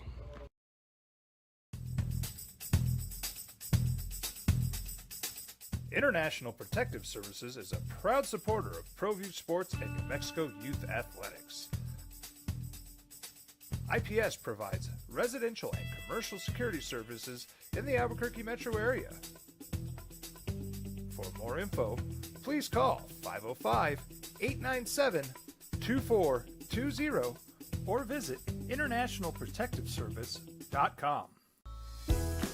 Hi, my name is Daniel Chavez, and this is my business partner, David Chavez. We are the owners of Indeed Safety. Indeed Safety is a local safety consulting company helping our clients with their safety needs for their projects. One of the things we pride ourselves as a construction safety company is helping our men and women in construction get home safe every day to their families. Indeed Safety is a proud supporter of ProView Network.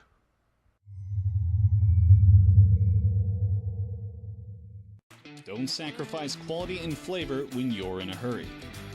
Golden Pride offers ribs, fried chicken, red and green chili breakfast burritos, and Frontier sweet rolls. 4 great locations, or visit us online at goldenprideabq.com. Golden Pride Barbecue Chicken and Ribs are proud supporters of ProView Sports.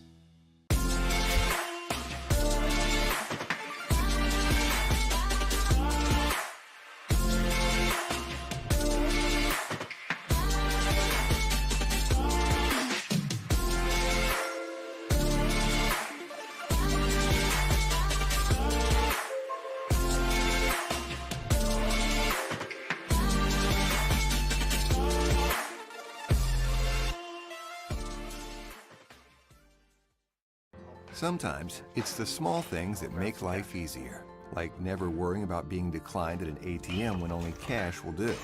With You're Covered from US Eagle, we'll cover you, even if the money's not there. That's a good feeling. And we do it with no extra fees or penalties.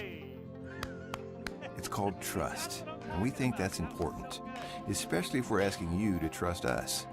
At US Eagle, that's just part of what it means when we say people mean more. These are more than just the sounds of a safe place to go after school. These are the sounds of interest being ignited and of mentors making an impact. At Boys and Girls Clubs, we don't do just one thing. We do whatever it takes to meet the needs of every kid who comes through those doors. Because whatever it takes is what it takes to build great futures. Great futures start here.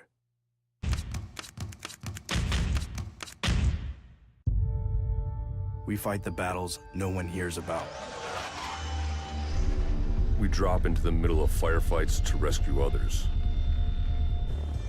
And act as one-man air traffic control towers. We're the ones who go before all others.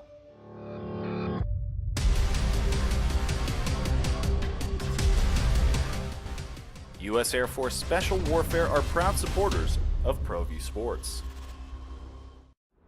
Hi everyone, my name is Master Sergeant Jacob Groves. I am a Air Force Special Warfare pararescueman. Air Force Special Warfare are proud supporters of ProView Network and New Mexico Youth Sports.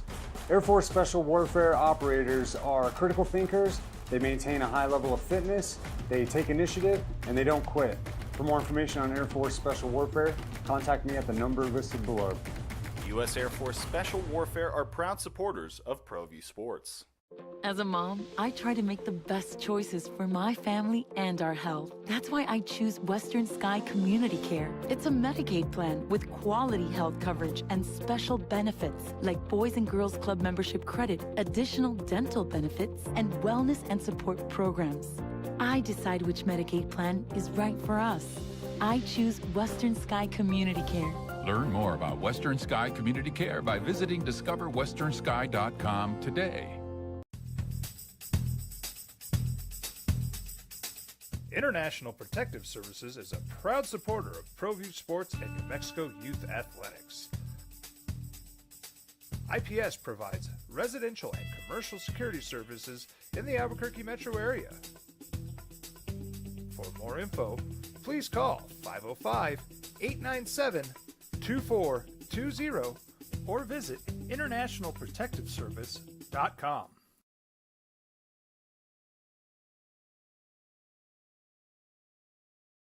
We would like to thank the following sponsors for making this broadcast possible.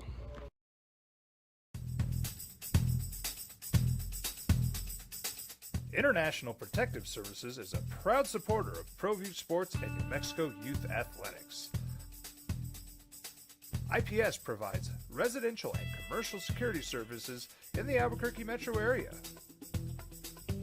For more info, please call 505-897-2420 or visit internationalprotectiveservice.com. We fight the battles no one hears about.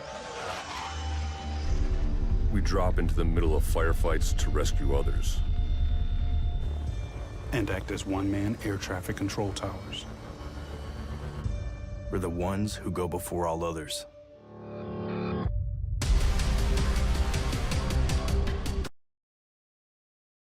Animal. We hoe on Friday. Give me a hoe if you got your funky bus fare.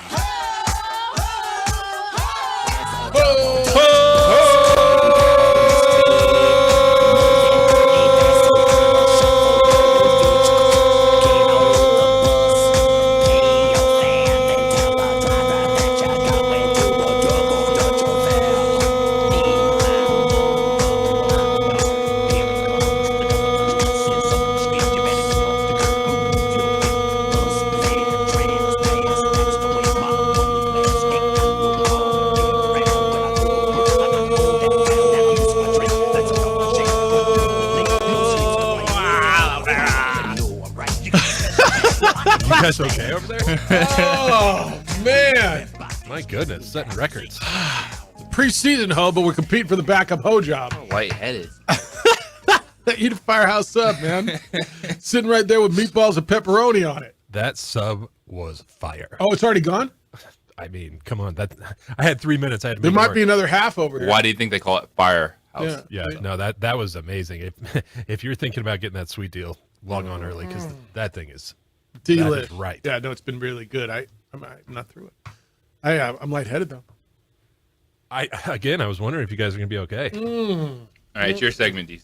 Take it over. Take it away. Start talking. Hey, the email line or email machine is open. 505-246-0610 is the phone line and the text line here on the Sports Animal.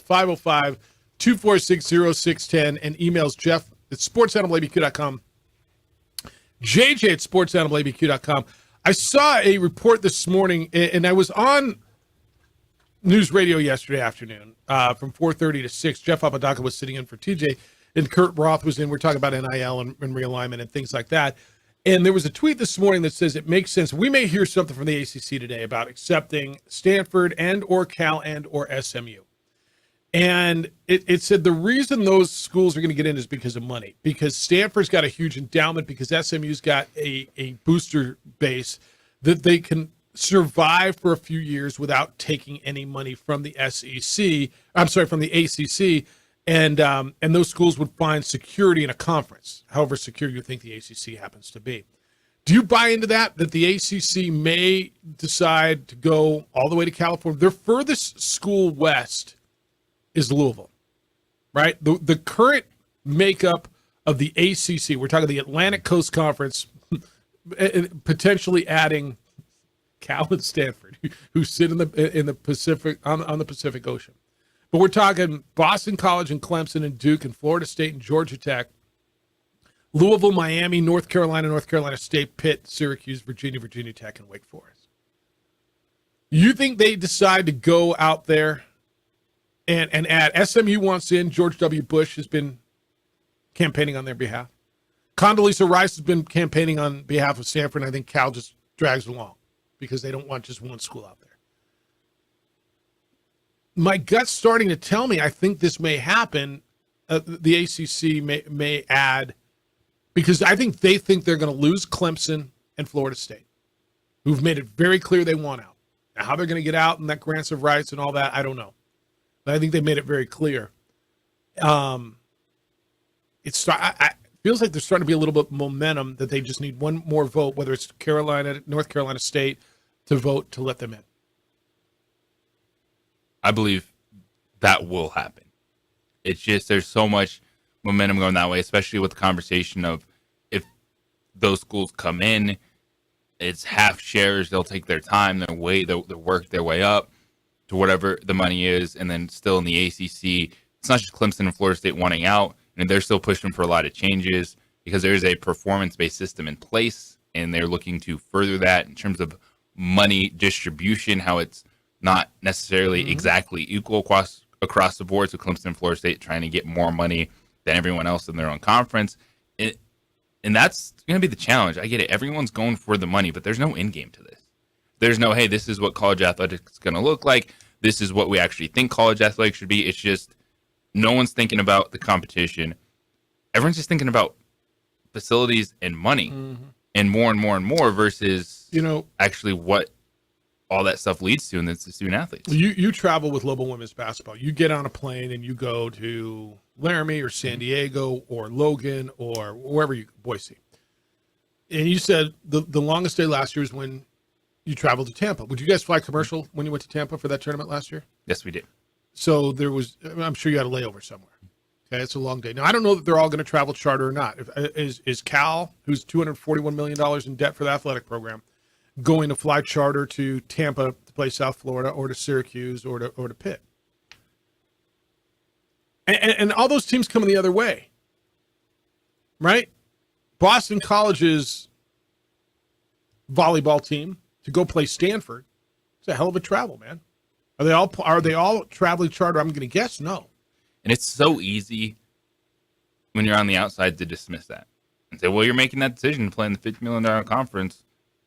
Go do it. It is so different. And college football coaches are acknowledging that now. Well, it's easy for us. We only have to do it once on our plane, go there, come back. Well, and they get on a charter, and look, with all due respect, you might be on the plane for 5 hours, but you're on one plane, pretty sweet, on a charter, getting fed, taking a nap, doing what you got to do. On and off the tarmac. Right. Not going through everything. Going through security, sitting, waiting. No. Boarding. Like, there is a difference. And everyone who travels, it's not always glamorous. You understand that. And there are so many student athletes that are getting thrown under the bus for television money. But then the response is, well, do you want to continue playing that sport? Do you want us to continue sponsoring that sport? Then we have to go get this television money. Sid sent me an email sounding good on 770, Mr. Symbieta. The idea of guys staying in... we were talking about... This is, let me switch this topic. So then Kurt Roth from 505 Ventures came in. He's the guy heading up the collective for UNM and their NIL money. And we were talking about where the money's coming from, the sustainability, and the fact that, look, this is just it. If you are fighting NIL and transfer portal and you can't handle it, I don't mean to sound coarse or harsh, but it's not going backwards. If you don't like it, you might have to find another sport to love, right? College athletics is about all of this and NIL and transfer portal. And I said, for the people who say it's destroying the game of basketball, college basketball, I would point out that it's keeping players around longer. And I don't know what Jalen House is making exactly, but players like Jalen House are coming back for a fifth year in college, using their fifth. And look, Jamal Mashburn might next year. He's got a COVID year option. There's a lot of players. Drew Timme at Gonzaga, perfect example, was making more in NIL money to stay at Gonzaga then he would have had to go overseas and play and pick your country. And I think probably is the case with Jalen House, and probably with the case with a number of other players who are staying in college basketball. So you can make the argument that the product in college basketball is being benefited because of NIL. Guys are staying there. Sid says the idea of guys staying in school is beautiful if it's for the right reason. A paycheck is not one of those reasons. That's what a job is for. And these guys playing for their third program in 4 years isn't good for anyone.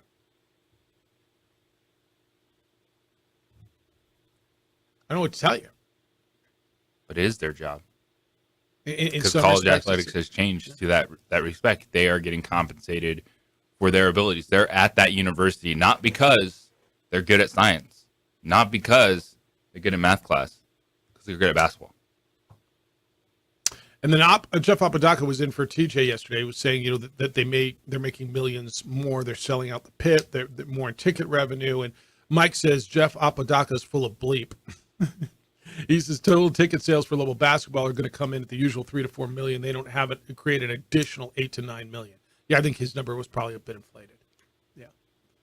Yeah, I think that's probably right. 505-246-0610, 888-922-0610. Love to have you in today if you want to get in on any of that stuff. It's there for you.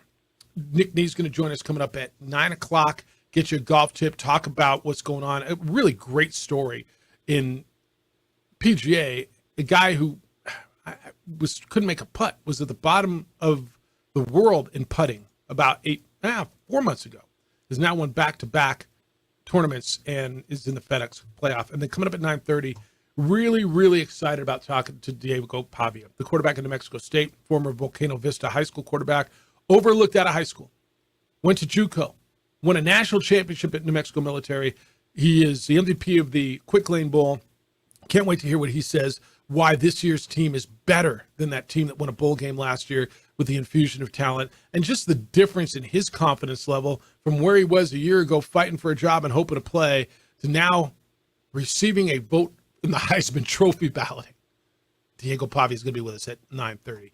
It's back to school time, right? They're in school now. It's hectic. I know, for you and for the kids. And a way to calm things down is kind of just get your vehicle under control. You're in it now. You're looking around. It's a mess. Mine is too. I'm due for it. Make the call to On the Spot Automotive Detailing.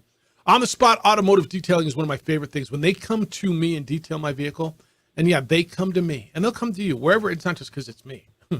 Who the hell am I? They'll come to you too. That's what they do, wherever and whenever it is convenient for you. So you're at the office working, you're busy. Jeff, I don't have time. I know. That's why they come to you. So you're in the office and they're outside detailing your vehicle, inside, outside, under the hood, under the seats, around the tires and rims.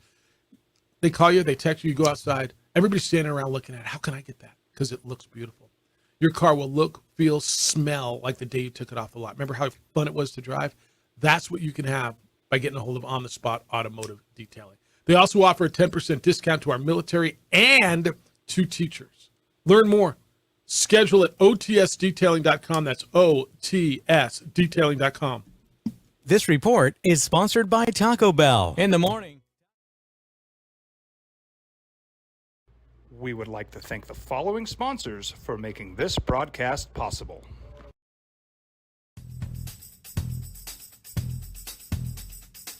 International Protective Services is a proud supporter of ProView Sports and New Mexico Youth Athletics. IPS provides residential and commercial security services in the Albuquerque metro area. For more info, please call 505-897-2420 or visit internationalprotectiveservice.com. We fight the battles no one hears about. We drop into the middle of firefights to rescue others. And act as one-man air traffic control towers. We're the ones who go before all others.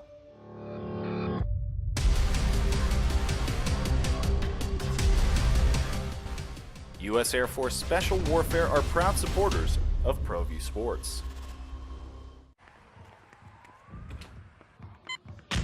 These are more than just the sounds of a safe place to go after school. These are the sounds of interest being ignited and of mentors making an impact.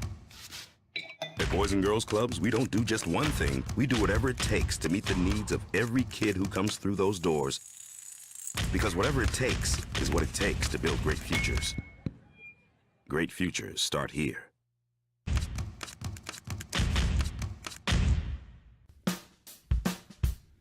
Well, I'm going to the frontier, walking to the cashier, order up a root beer and a number one. Cover it with green stuff, one scoop is not enough. Find a booth is real tough, back by the Duke. Meet my family, meet my friends in the quirkiest restaurant I have ever been.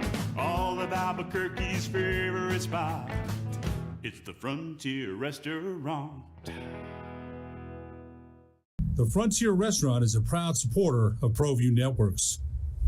Sometimes it's the small things that make life easier, like never worrying about being declined at an ATM when only cash will do. With You're Covered from US Eagle, we'll cover you, even if the money's not there. That's a good feeling. And we do it with no extra fees or penalties. It's called trust, and we think that's important, especially if we're asking you to trust us. At US Eagle, that's just part of what it means when we say people mean more. Don't sacrifice quality and flavor when you're in a hurry. Golden Pride offers ribs, fried chicken, red and green chili breakfast burritos, and Frontier sweet rolls. 4 great locations, or visit us online at goldenprideabq.com. Golden Pride Barbecue Chicken and Ribs are proud supporters of ProView Sports. Hi everyone, my name is Master Sergeant Jacob Groves. I am a Air Force Special Warfare Pararescueman. Air Force Special Warfare are proud supporters of ProView Network and New Mexico Youth Sports. Air Force Special Warfare operators are critical thinkers.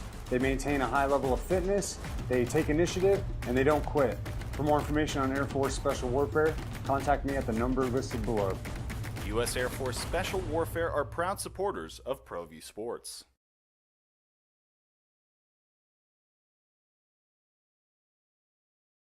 We would like to thank the following sponsors for making this broadcast possible. ProView Networks would like to thank the following sponsors for making this broadcast possible. Hans Whitler Automotive, German car maintenance and repair in Albuquerque, New Mexico.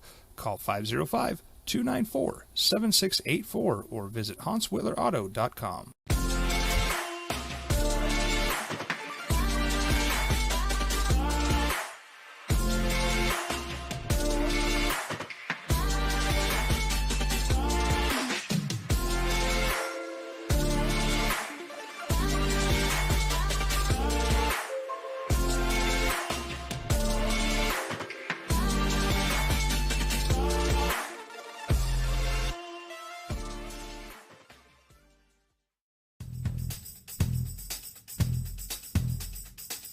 International Protective Services is a proud supporter of ProView Sports and New Mexico Youth Athletics.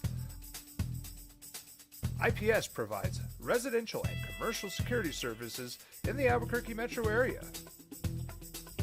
For more info, please call 505-897-2420 or visit internationalprotectiveservice.com. Hi everyone, my name is Master Sergeant Jacob Groves. I am a Air Force Special Warfare Pararescueman. Air Force Special Warfare are proud supporters of ProView Network and New Mexico Youth Sports. Air Force Special Warfare operators are critical thinkers. They maintain a high level of fitness, they take initiative, and they don't quit. For more information on Air Force Special Warfare, contact me at the number listed below. U.S. Air Force Special Warfare are proud supporters of ProView Sports.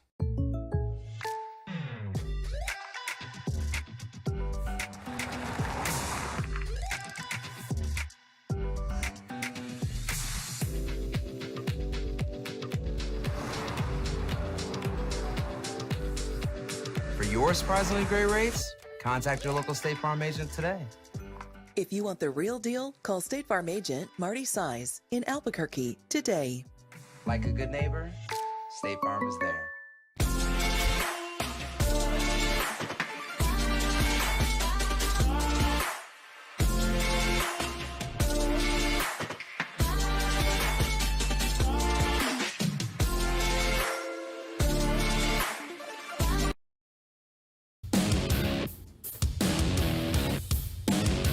NIL-wise, says the text line, I don't have to like it, as I can't control it. I merely don't have to and won't contribute to it. Not even a penny. And that's totally cool.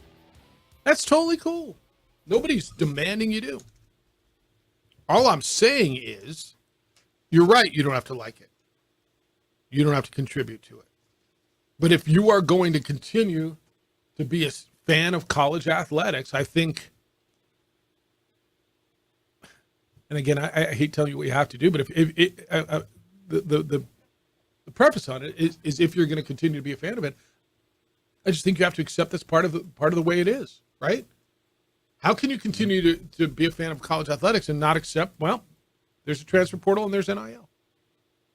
Again, you don't have to like it. Remember when we were sitting in Vegas a few weeks ago, JJ, and the conversation with coaches and some of the old school guys, and I think, was it Brady Hoke who said to us, and we ran it, right? He said, I feel like a hypocrite because I don't like it, but I benefit from it. Right? He's basically, I got to accept it. Craig Bowl and I kind of, I asked the question, and he says, I hate when you say that.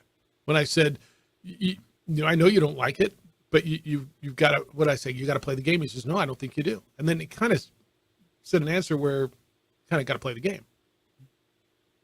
Problem is, who do you have to play that game? Because if Craig Bowl had people to play that game, he would not be feeling that way. So if he was at Alabama, he would not be sitting there saying, I'm not paying my players. He's one of those guys who might. He's not saying I'm not paying him, but yeah. And then there's an arms race, right? I mean, can you do the same thing Texas A&M can? You probably can't. But I will tell you this, and this is one of those things, and we'll get off the NIL subject as we go into the next hour. But I will tell you this, the common thought, and Kurt and I had this conversation. Remember when you weren't with me in this. It was at the Mountain West basketball tournament. We're in the media room. And I was listening to overhearing a conversation between some media from Boise and San Diego. And they were talking about the collectives in NIL. And they kept saying, well, New Mexico's way out ahead of everybody. I heard they had $1.5 million in their basketball NIL fund. And New Mexico's not playing from behind in this. And the whole, well, we're only New Mexico. You might not be able to do what A&M and even BYU and Alabama can do. But as far as your peer institutions, the San Diego States, the Boise States, the Colorado States, what Kurt has done because he jumped out in front of this thing, made him competitive. The collective at UNM is competitive, and I would say even a little bit better than competitive. With who you're competing against. Yeah, amongst your peers, amongst your peer institutions. And the whole, well, there's no money here. Well, Kurt's gone out and done a really good job of finding money in this. And again, it's not university money. The university's not paying them. It's private money. But it's the new world, you guys. And I know some of you hate it, but it's just the new world the way it is. All right, 505-246-0610, 888-922-0610. Emails, Jeff at sportsanimalabq.com, JJ at sportsanimalabq.com. Lynn says, we talked about the inconsistency of Armando's guys, the El Paso Chihuahuas, all season, Jeff. We saw it again last night. Why the Chihuahuas will not be defending their championship belts this year. Topes win last night. Jack says, a full Sacramone is a major choke, Jeff. Thank you. AC, sorry, Jeff. As a Redskin fan, yes, I'll always call them that name. It was a sham competition. With that said, Sam Howell was projected as a late first round, early second round. If he came out his junior year, he lost all his talent at UNC as a senior. I may be looking at it with typical Lobo-colored glasses, but I like his chances. Sam Howell was named this morning the starting quarterback opening day for the Washington Commanders. Nick Nee's going to be with us. Looking forward to talking to him about one of the great stories in golf this year as the FedEx playoffs, the golf playoffs are underway, and get you a golf tip. That's next. And then at 9:30, New Mexico State's quarterback Diego Pavia from Volcano Vista, who got a Heisman Trophy vote. He's going to be with us, talk about why he thinks that. I'm excited about this. Why the Aggies are even better this year than last. It's the opening drive on 95.9 FM, and AM 670 Sports Animal.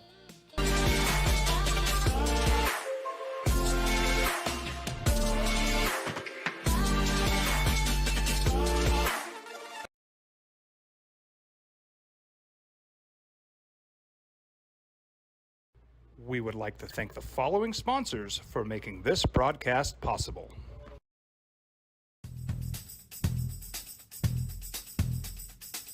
International Protective Services is a proud supporter of ProView Sports and New Mexico Youth Athletics. IPS provides residential and commercial security services in the Albuquerque metro area. For more info, please call 505-897-2420 or visit internationalprotectiveservice.com. Hi, my name is Daniel Chavez, and this is my business partner, David Chavez. We are the owners of Indeed Safety. Indeed Safety is a local safety consulting company helping our clients with their safety needs for their projects. One of the things we pride ourselves as a construction safety company is helping our men and women in construction get home safe every day to their families. Indeed Safety is a proud supporter of ProView Network.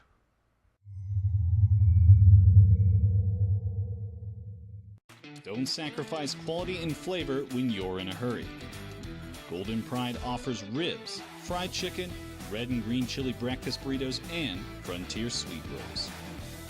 4 great locations, or visit us online at goldenprideabq.com. Golden Pride Barbecue Chicken and Ribs are proud supporters of ProView Sports.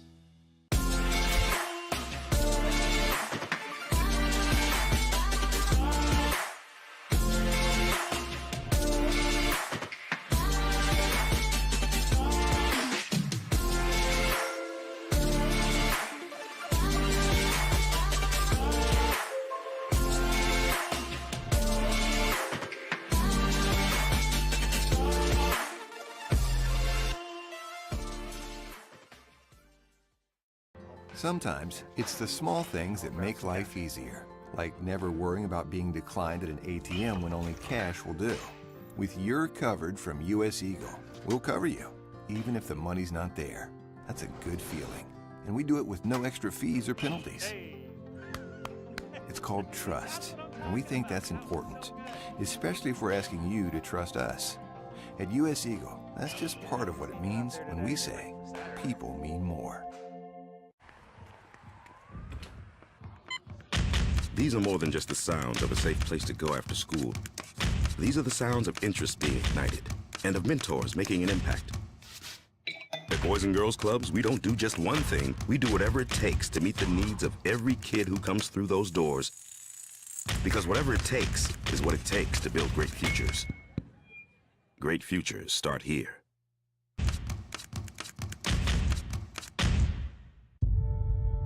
We fight the battles no one hears about. We drop into the middle of firefights to rescue others. And act as one-man air traffic control towers. We're the ones who go before all others.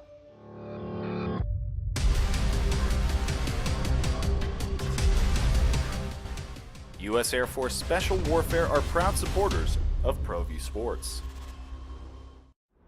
Hi everyone, my name is Master Sergeant Jacob Groves. I am a Air Force Special Warfare Pararescueman. Air Force Special Warfare are proud supporters of ProView Network and New Mexico Youth Sports. Air Force Special Warfare operators are critical thinkers. They maintain a high level of fitness, they take initiative, and they don't quit.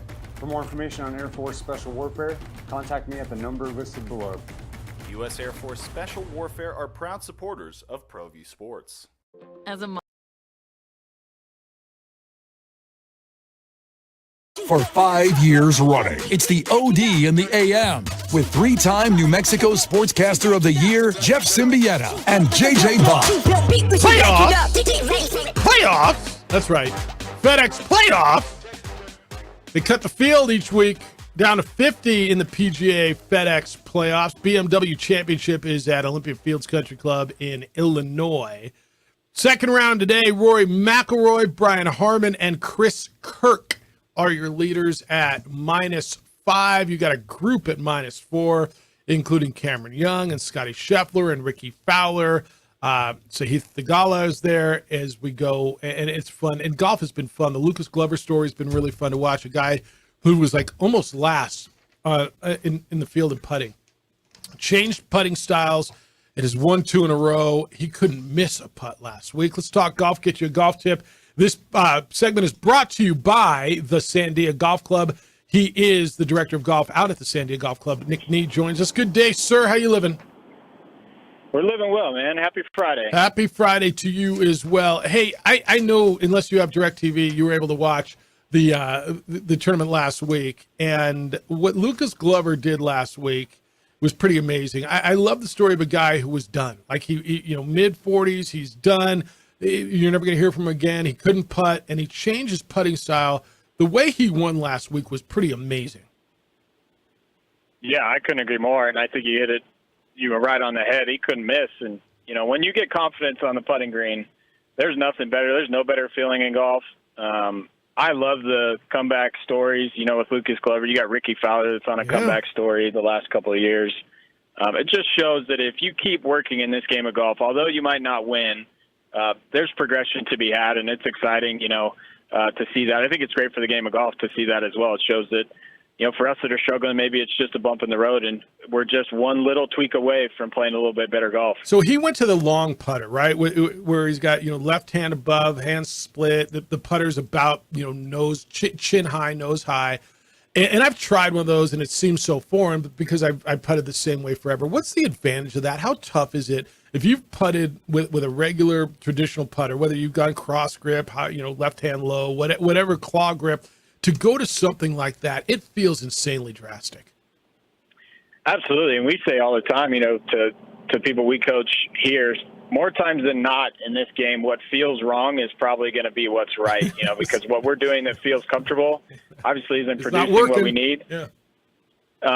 So for him, I'm sure a lot of it was just getting that left shoulder, the lead wrist just down the target line to get the ball rolling where he wants, to keep it square on line with whatever line he picks. And you just got to work at it, because you got to understand, you got to be a little bit uncomfortable when you're making a change, and you got to put in the work to make that uncomfortable feeling become comfortable, or at least something that you can trust. And it is a big change when you change how you grip a golf club. That's the only connection to the tool that you use to provide feedback and how the golf ball reacts to what you're doing. So when you change it, it's a big change. But sometimes what's uncomfortable is actually probably right. He's Nick Nee, the director of golf at the Sandia Golf Club, with us this morning on the Sports Animal. Nick, how have you seen the growth of the FedEx Cup playoffs kind of ignite golf at the end of the season? It feels like kind of each year, more and more people are buying into the product or buying into the storylines, and it's given some golf, giving golf something outside of the majors that people are actually really invested in. Absolutely. I think you kind of ran into a lull of a golf season. Once the major championship season was over, you kind of ran into just kind of like, well, we're just playing the Wyndham, we're playing the 3M championship. Well, now we have a resurgence of excitement in the game, and what you get is, with other sports and professional sports, you get to see the highest producing athletes, or teams rather, at the end of the year, to see you're going to get the best product. So when they cut the field to the top 50, you got the best 50 playing this calendar year on the PGA Tour. It's exciting to watch. Obviously, you have big names at the top, but you have guys like Lucas Glover, Sahith Theegala.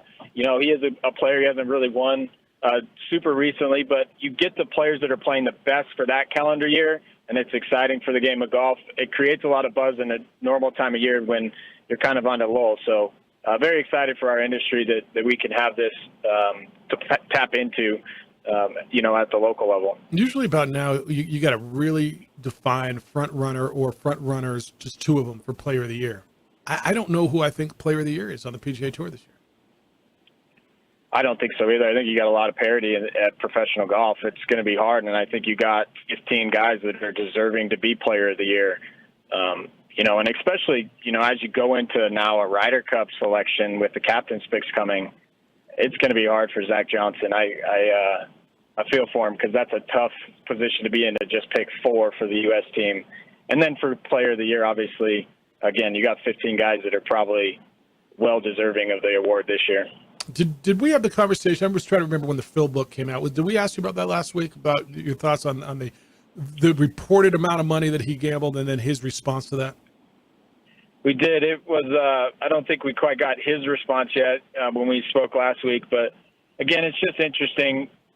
when you bet on your own sport, that's a tough pill to swallow as a consumer. Yeah, it is. All right, make our games better, please, because we all need our games better. What do you got for a golf tip?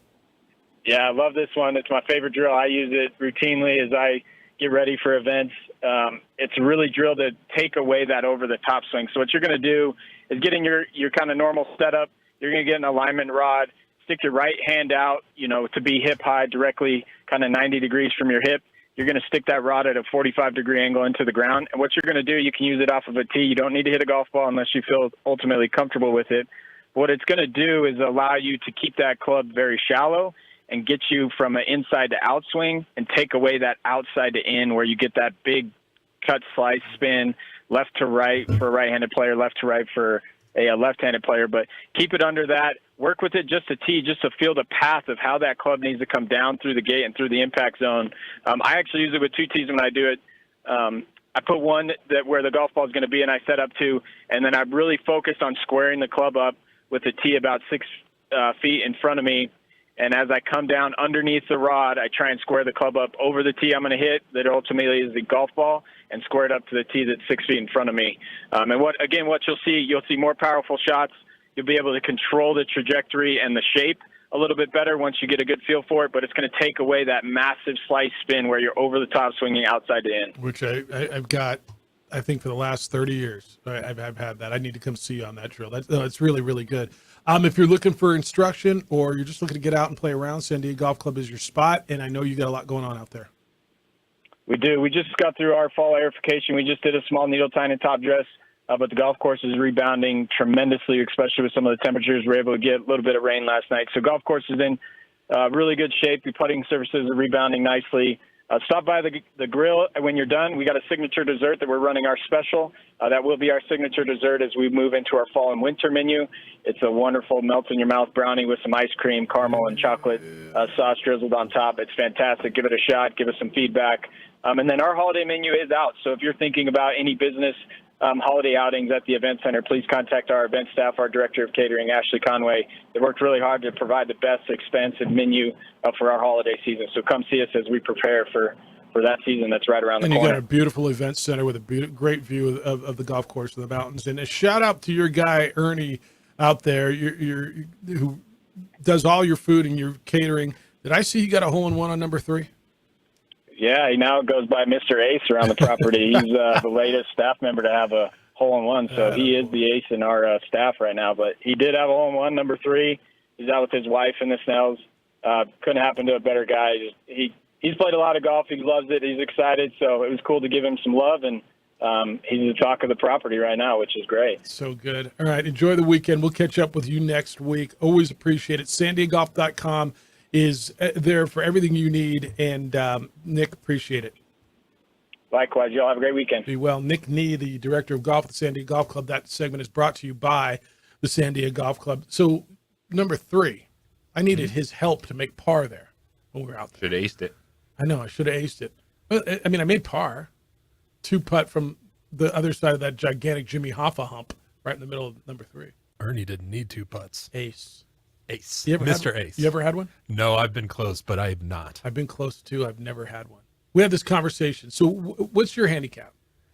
Currently, I have no idea. All right. So what do you, when you're playing well, what did you shoot on an average? Like you'd go out and you'd expect to shoot what? Under 80. Okay. So you're the wrong guy to ask. I asked the average golfer, a guy who's never broken 80, right? Would you rather have a hole-in-one or would you rather break 80? I mean, a hole-in-one, anybody, I've watched a hole-in-one that never got higher than my knee, right? And skated, and it's luck, right? But you break 80 for the first time. You went out and played a different game that day. You went out and played golf. Like, all of a sudden, the first time you break 80, because my brother had a hole-in-one, and then I broke 80, and I'm like, yeah, whatever, dude. He's like, yeah, but you never had an ace. I'm like, yeah, but you've never broken 80. This is you guys were on the course at the same time? No, we're having this conversation over the phone. No, I didn't see it. But would you rather, like, if you've never broken 80, like, all right, for you, would you rather have a hole-in-one or break 70? Breaking 70 would be nice. I mean, that'd be unbelievable. Yeah. To break 70? My instant reaction was hole-in-one, but as I process that, it's definitely break 70. Don't you think? I mean, a hole-in-one's great, and it's lucky, and we've all been close. But to have that whole round, and then, that's a different experience. I don't know. I have broken 70 one time, I remember. Did you really? Yeah. It all depends on how much you play golf. Yeah, that's right. Because if I just want to have a story, it's a hole-in-one. Because I could sit down at 9 out of 10 tables with people and be like, guess what, guys? I broke 80. They'd be like, hey, whatever. So? What does that mean? I made a hole-in-one. Oh, really? That's neat. A hole-in-one in golf? Yeah, you can tell that story until you're 90. I guess people that's right. listen. Yeah, yeah. And the other guy's like, yeah, whatever, dude. I shot my age. Says the 72-year-old guy. Yeah, but that hole in one. Fair enough. Good for you, Ernie. All right, when we come back, Trey Lance, is he done at quarterback? One of the great 49er quarterbacks has his opinion on the young 49er quarterback and where it goes from here and what this Hall of Famer says is next for Trey Lance. It's the opening drive on 95.9 FM and AM 610 Sports Animal. Telling it like it is. We would like to thank the following sponsors for making this broadcast possible.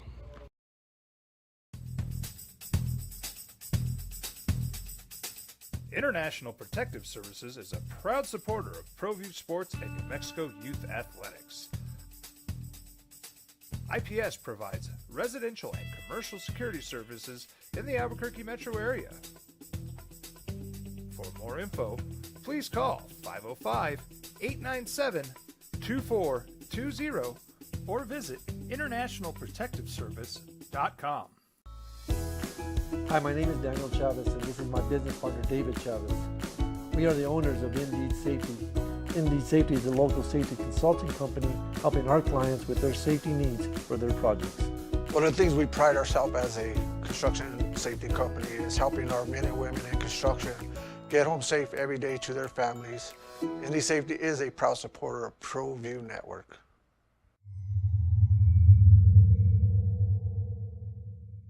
Don't sacrifice quality and flavor when you're in a hurry. Golden Pride offers ribs, fried chicken, red and green chili breakfast burritos, and Frontier sweet rolls. 4 great locations, or visit us online at goldenprideabq.com. Golden Pride Barbecue Chicken and Ribs are proud supporters of ProView Sports.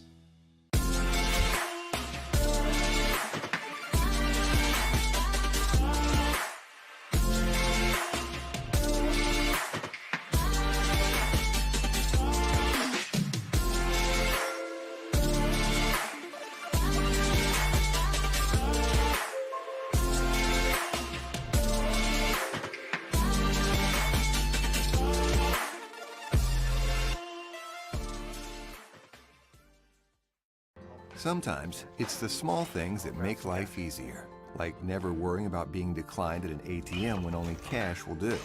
With You're Covered from US Eagle, we'll cover you, even if the money's not there. That's a good feeling. And we do it with no extra fees or penalties.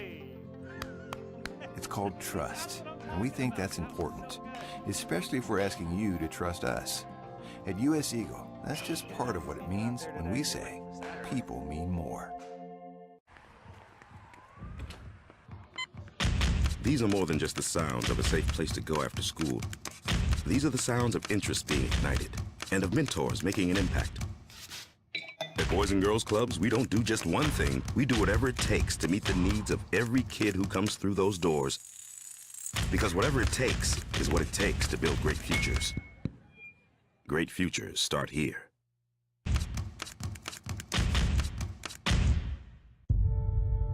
We fight the battles no one hears about. We drop into the middle of firefights to rescue others. And act as one-man air traffic control towers. We're the ones who go before all others.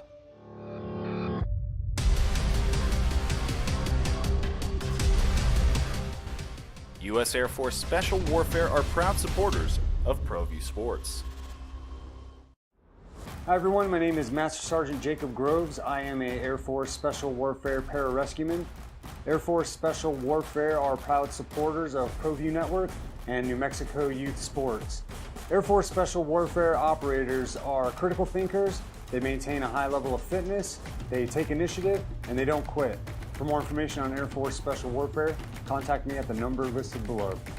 U.S. Air Force Special Warfare are proud supporters of ProView Sports.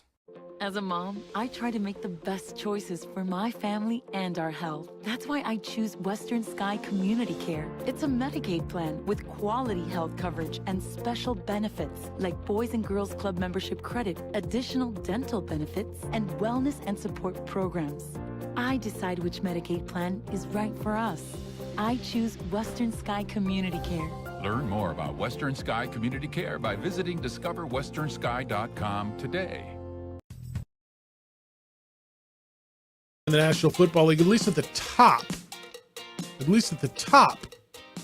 But what about backup quarterbacks? So we talked a little bit about Sam Darnold and Trey Lance. Gave up a lot. 3 first-round picks, moved all the way up, took the young man.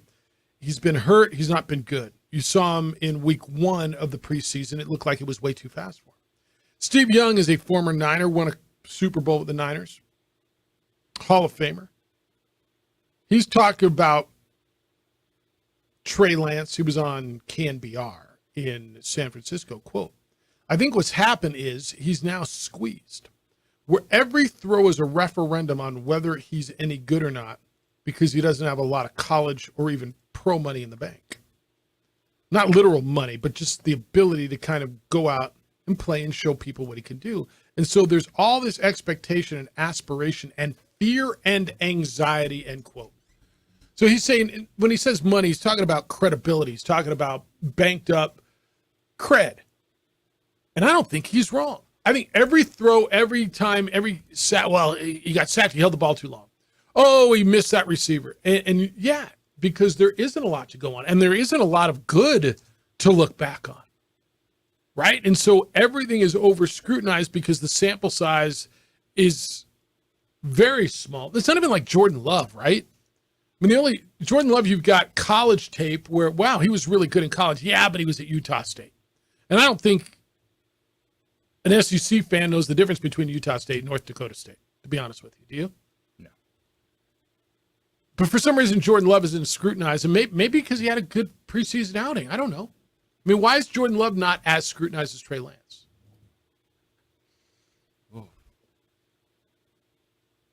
That one, a lot of it, I think, is where the player was picked and what was given up for him. Jordan Love was 27. Yeah, it's first round pick, but there was multiple firsts invested to move up to take Trey Lance. I think that's right. And for Jordan Love, this was actually the process that was expected. No one thought they were drafting Jordan Love in that season was the end of Aaron Rodgers. Correct. They knew when Jordan Love came in, there was going to be a process. It was going to take some time, 2 to 3 years before they got to that point of, all right, what are we doing with Love and where's Aaron Rodgers at in his career? With Trey Lance, it was you should have been the franchise quarterback. Well, they handed it to you. They gave it to you. They gave it to you. Then you got Steve Young's right, but we're also going to overanalyze top 5 NFL quarterbacks when they're drafted there. Yeah. There's a different set of expectations for those guys. So C.J. Stroud, Bryce Young will be, and Anthony Richardson will be analyzed just like he is. And yeah, fair enough. The equity that you gave up to get him, you handed him the keys to the franchise. He got broked. Now he got beat out by Mr. Irrelevant. And we're having a conversation. Is he the biggest bust in the history of the game? Would he be a bigger... I'm trying to remember the Jamarcus Russell. That's the one that always comes to my mind, right? Mm-hmm. And Akili Smith from Oregon. But Jamarcus Russell always comes to my mind because Al Davis was so adamant. And I don't remember, did they organically have that pick or did they trade for that pick when they got Jamarcus Russell? Because Lane Kiffin lost his job over that, basically. Like, wait, what? Lane Kiffin, if you recall when Lane Kiffin was head coach of the Raiders, and yes, Lane Kiffin was head coach of the Raiders. And he got into it with Al Davis because Lane Kiffin, I don't even remember who he was playing instead of it. It could have been Marcus Tuiasosopo. I'm not even sure.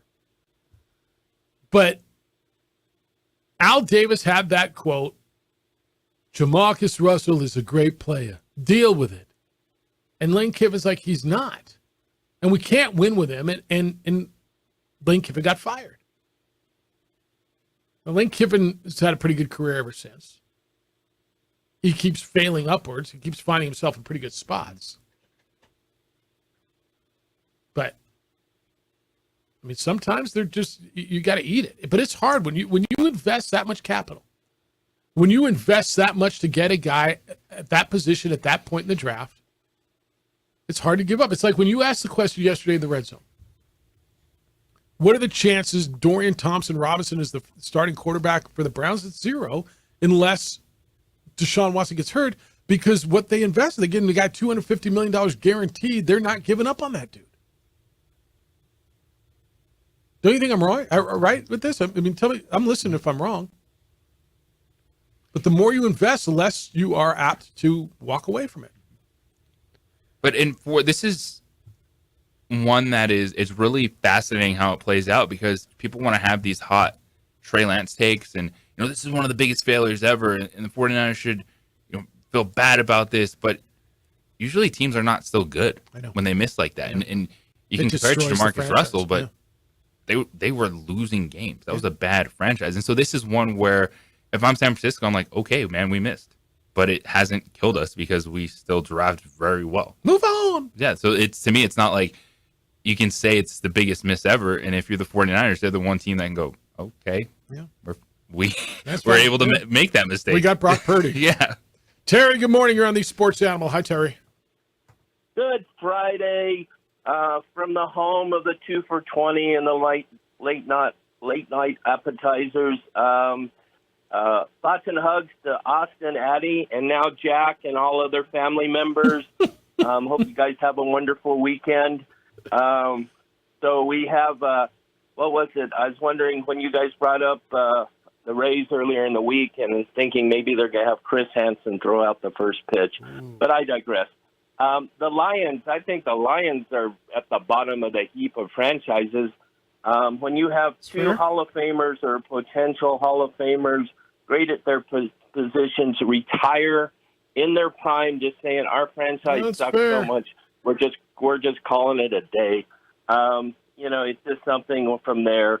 And yes, the Chargers, and they threw it away in 2006, which again helped the Patriots, who then went on to lose at Indy. But they had the ball intercepted, and the guy danced around the D-back, and Troy Brown strips them. They would have hosted the AFC Championship game that year. But things change. For the people, I was always taught college was to make your life better, whether it's get a degree or you play basketball and make money. It was just a general statement. Here it is. Go to college if you do. It is make your life better. It's changed, man. It's changed. It used to be that way. It's changed. Yeah, and so you have it, and so they go on. But from that we plug along and everything. Have a great week. It's always nice hearing the show. You guys enjoy your weekend. You too, Terry. And take care. See you. It used to be that way. Yeah, it was go to college, make your life better, get an opportunity. Scholarship is a great opportunity for you, and it's changed. There's opportunities to make money. Right? It's just changed. All right. You know what else has changed? Expectations at New Mexico State. A year ago, we were like, well, who's the quarterback? Do they have a quarterback? It was Jerry Kill's first year at New Mexico State. They weren't in a league. Jerry Kill said, I don't know who we've got. I don't know that we're going to be any good. And they went out and started, 1-5? They weren't very good. Then Diego Pavia settled in as quarterback, the young man from Albuquerque, New Mexico. And they went on a run. They got into a bowl game. They won their bowl game. Diego Pavia was MVP of the Quick Lane Bowl. Diego Pavia got a vote for Heisman Trophy, for crying out loud. Wasn't me. Now he's the starting quarterback. They open up the season a week from tomorrow on ESPN at home against UMass. Diego Pavia is going to be with us next, and I'm really excited to talk to him about why he thinks they're even better, because this infusion of talent. Diego Pavia, the MVP of the Quick Lane Bowl, and the Aggie quarterback, next on the opening drive on 95.9 FM and AM 610, the Sports Animal. The Jim Rome Show. Brock Purdy cleared to practice without restriction. We would like to thank the following sponsors for making this broadcast possible.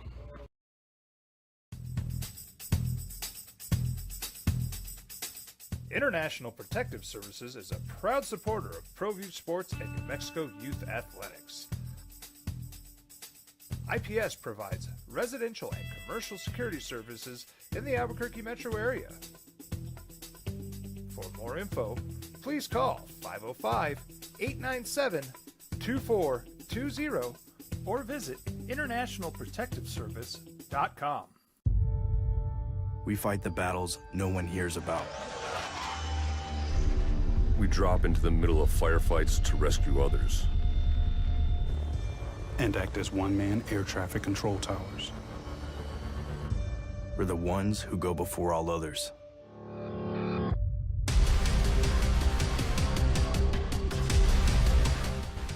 U.S. Air Force Special Warfare are proud supporters of ProView Sports. These are more than just the sounds of a safe place to go after school. These are the sounds of interest being ignited and of mentors making an impact.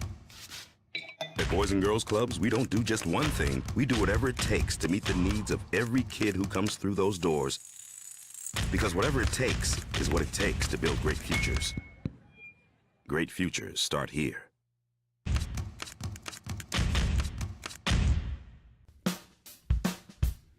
Well, I'm going to the frontier, walk up to the cashier, order up a root beer and a number one. Cover it with green stuff, one scoop is not enough. Find a booth is real tough, back by the Duke. Meet my family, meet my friends in the quirkiest restaurant I have ever been. All of Albuquerque's favorite spot, it's the Frontier Restaurant. The Frontier Restaurant is a proud supporter of ProView Networks. Sometimes it's the small things that make life easier, like never worrying about being declined at an ATM when only cash will do. With You're Covered from US Eagle, we'll cover you, even if the money's not there. That's a good feeling. And we do it with no extra fees or penalties. It's called trust, and we think that's important, especially if we're asking you to trust us. At US Eagle, that's just part of what it means when we say people mean more. Don't sacrifice quality and flavor when you're in a hurry. Golden Pride offers ribs, fried chicken, red and green chili breakfast burritos, and Frontier sweet rolls. 4 great locations, or visit us online at goldenprideabq.com. Golden Pride Barbecue Chicken and Ribs are proud supporters of ProView Sports. Hi everyone, my name is Master Sergeant Jacob Groves. I am a Air Force Special Warfare Pararescueman. Air Force Special Warfare are proud supporters of ProView Network and New Mexico Youth Sports. Air Force Special Warfare operators are critical thinkers. They maintain a high level of fitness, they take initiative, and they don't quit. For more information on Air Force Special Warfare, contact me at the number listed below. U.S. Air Force Special Warfare are proud supporters of ProView Sports.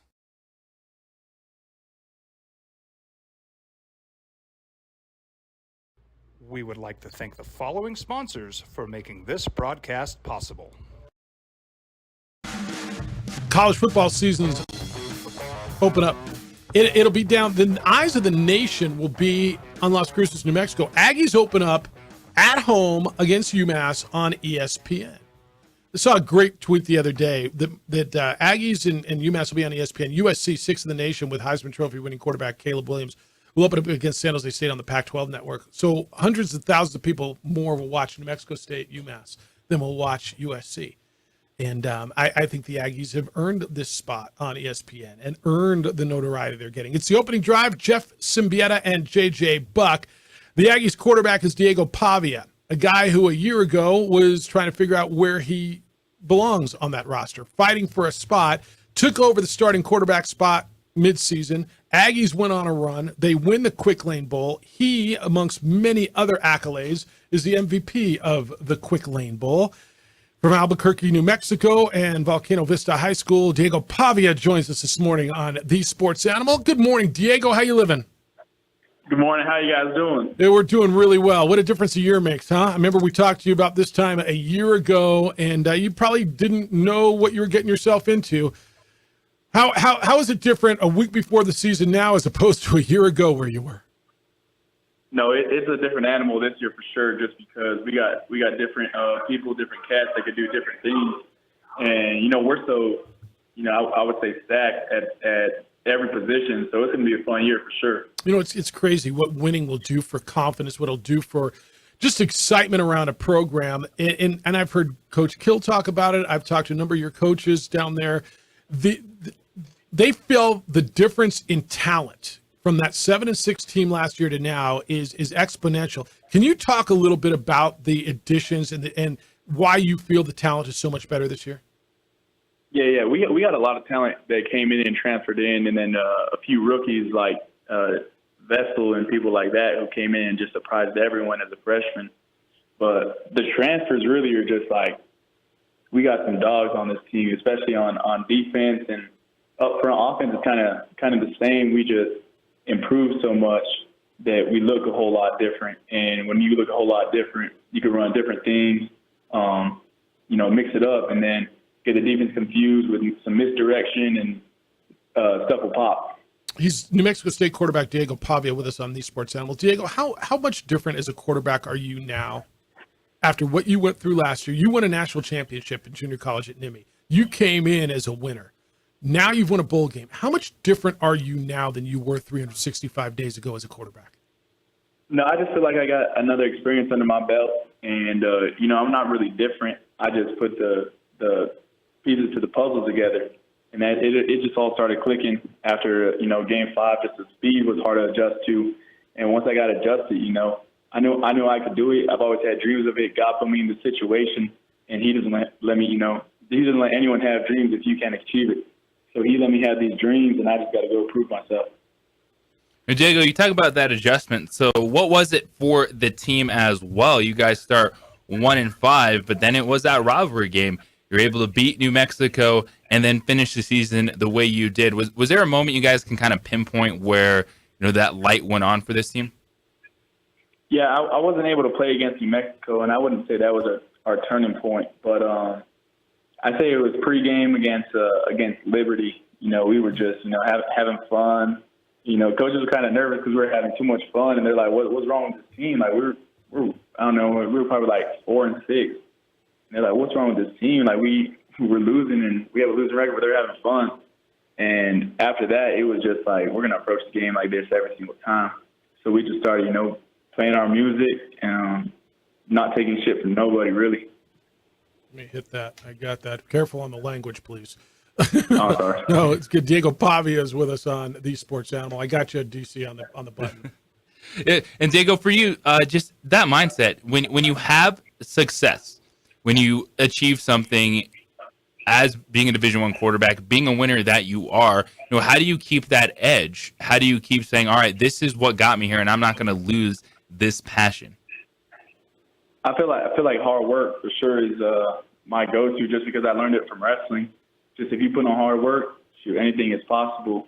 And wrestling taught me that, and it's something I carry through football, and I ain't gonna let nobody outwork me or beat me in anything. What's the difference this year going into a conference? I know you knew it was coming. Your head coach, Jerry Kills, talked about it a lot. But last year at Independent, you're looking at that schedule. You had 3 power conference teams on there. Now you're going into a league. You're picked 4th, 5th in the league, wherever. You've got respect going into the league, coming off the bowl victory. Is there a difference preseason because now there's a set of goals? You want to win a conference championship. You got games, or is there any difference? Yeah, there's. Our main goal right now, we said as a team, is to go win conference. And, that's the goal that we keep between the guys and stuff. And we know we could do it. We just got to keep working every day, get better. Obviously, some games are going to be shaky. Sometimes you're going to win by 1. And, it's not going to be a good game. But I think as long as we get the win, that's all we care about. And my coach brought it up the other day. It was just like, would you rather play a terrible game and win, or play a great game and lose? And everyone was just saying, man, we don't care how we play, just win. And I feel like when our team has a mindset like that, there's not anything in front of us that can stop us. Yeah, you talk about mindset, and it's Diego Pavia, New Mexico State's quarterback, is with us. The history of New Mexico State. You grew up in Albuquerque. You know the history of the programs, both New Mexico and New Mexico State. And it hasn't been like that. And it feels like Jerry Kill has really brought a different mindset down there, and it feels like the perfect fit for that place. Can you talk a little bit as a player perspective? I know Jerry a bit. Fans get to know him. He's out there, and he's really what you see is what you get kind of a guy. But playing for a guy who's had so much success and feels like he's turning the tide of a program, can you talk a little bit about what it's like playing for that guy? Yeah, Coach Kill is, I couldn't ask for anyone to play for, other than Coach Kill. And he's a player's coach for sure. Whatever you need, he tells you, don't matter if you're a walk-on, fourth string, fifth string, like it's whoever you are. You could go in to his office right now. He'll know your name. And that doesn't happen everywhere. Like we get transferred or like, dang, like Coach actually cares about us. He feeds us. Like over here, down here, like we're treated like a Power 5. And I feel like that's how he keeps players here, and how he keeps, people happy is just because we're treated like a Power 5. He cares us like we're like family. And, he feeds us 4 times a day. He puts money in our pocket and just, he helps us tremendous. And then he teaches us things outside of football, just things, that we're going to have to learn later in life. And he brings the mentality of hard hat lunch club. You'll see it all over the facility if you guys come down here versus UMass. He brings hard hat lunch club because he didn't grow up, having everything. And I feel like that's where me and him meet, is just because we want more. People doubt us, and so we're go-getters. Diego, what quarterbacks do you like watching, and what teams do you enjoy flipping on and watching them play? You're talking from an NFL standpoint or college? College, NFL, like what do you enjoy watching as a quarterback? I enjoy watching, Kyler Murray and Jalen Hurts, Patrick Mahomes, people like that, just who could extend plays, make a play, and then when it's time, when games on the line, they got to step up and make the game-winning drive sometimes, especially when the Chiefs played the Houston Texans. They're down 24-0, and they just came back and never gave up. So I really like Patrick Mahomes, and I like one of my favorite college quarterbacks of all. My favorite college quarterback of all time is Johnny Manziel, just because he was different. He brought electricity to the field, and he's an Aggie too, so it's just crazy how things meet. It makes sense you're saying those guys because they all got around, but a lot of those guys were taught to get down, slide. You run over dudes. How much of a conversation you had? Because it almost feels like you're invincible. And the announcers on games talk about the hits that you take, the hits that you deliver. Has coach, whether it's your head coach, your quarterback's coach, talked to you about maybe taking a few less hits this year? Yeah, we for sure talked about it, but he knows that's a part of my game. So he doesn't let me play. He doesn't let me play freely. So I'm just in there to do whatever it takes to win. If it's 3rd and 10 and I got to put my shoulder down or something, I'm gonna do it. So anything to win. Yeah, and you won last year. It's Diego Pavia. Just a few more minutes. New Mexico State's quarterbacks with us. Well, with that, Diego, one of the things I saw, you had a retweet of college football video games. So what do you think your trucking rating would be when they re-release EA Sports College Football next year? I hope they go in there and watch a little bit of film, just what I could do. So I hope it's the highest out of all college quarterbacks, that's for sure. Yeah, it should be. Hey, you said you didn't play in that game against New Mexico last year. You grew up in Albuquerque, Volcano Vista High School, had a lot of success, and not playing last year in that victory. On the 16th of September, you're going to come back up to your hometown and play the Lobos. And I know you're going to tell me you got 2 games, 3 games before that, and you're looking at the UMass game, and you're going to tell me all the right things, and you're right. You got to worry about UMass and Western Illinois and Liberty first. But there's got to be a piece of you that your family, friends, everybody's going to be there. You got that one circled a little bit? Yeah, we obviously, I want to start 3-0 before we get there, just to start things off right. But that'll be I won't say too much on it, but that'll be a tremendous game for me, and I feel like I'm really looking forward to it, just because obviously I didn't get to play last year in that game, and so I feel like I got a chip on, even a bigger chip on my shoulder for that game. A guy who wasn't recruited very much. All right, lastly, I spent a lot of time in the past with Charlie Johnson, former Aggie quarterback. I know you know Charlie. And when the first game I did on TV with New Mexico State, I did with Charlie Johnson. And we were sitting at Lorenzo's across the street and having lunch. He says, before I die, I want to lose the title of being the last quarterback to take New Mexico State to a bowl game. And that's been achieved. But I know how proud he was of what he did there.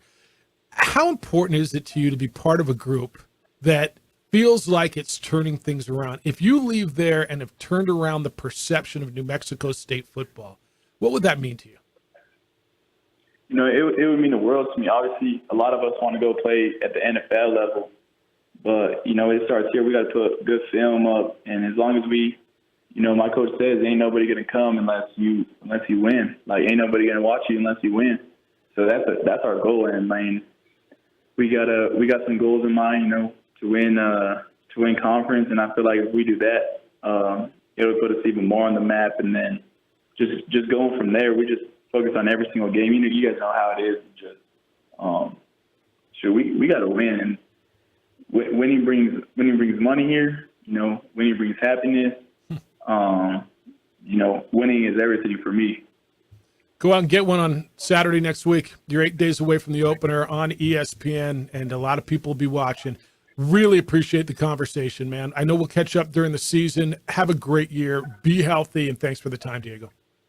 Yes, sir. I appreciate you guys. Thank you for having me on the show. Be well. Diego Pavia, the quarterback at New Mexico. So we didn't even get into Heisman Trophy vote and everything. Charlie Johnson was the quarterback of the 1960 Sun Bowl. Played in the NFL with the Broncos and the Cowboys. And I remember saying, man, I just want to lose that title. It'd been 50-something years at that point. It was the last Aggie to take the team to a quarterback.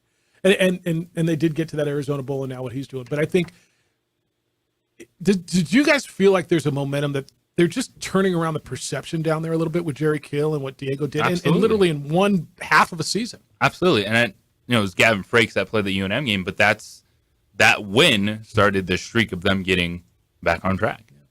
All right, wrap it up. Everything you need to know going into your weekend, everything that happened while we were on the air. And still have time for you to get in at 505-246-0610 on the opening drive on 95.9 FM and AM 610, the Sports Animal. This former We would like to thank the following sponsors for making this broadcast possible. ProView Networks would like to thank the following sponsors for making this broadcast possible. Hans Whitler Automotive, German car maintenance and repair in Albuquerque, New Mexico. Call 505-294-7684 or visit hanswhitlerauto.com.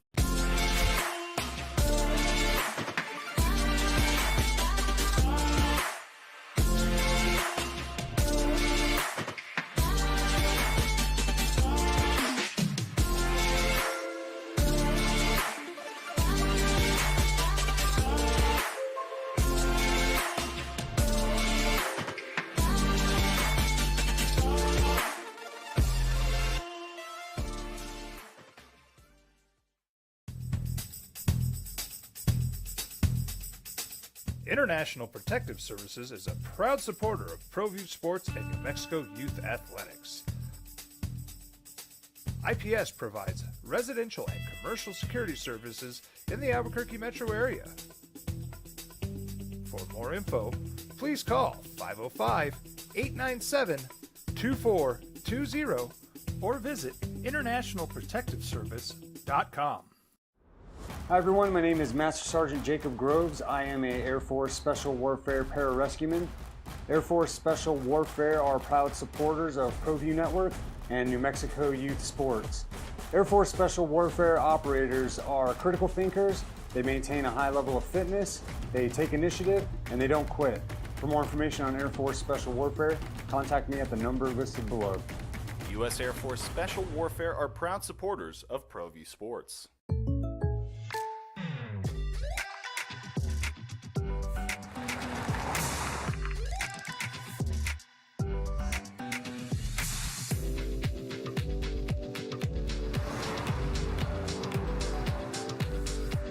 For your surprisingly great rates, contact your local State Farm agent today. If you want the real deal, call State Farm agent Marty Size in Albuquerque today. Like a good neighbor, State Farm is there.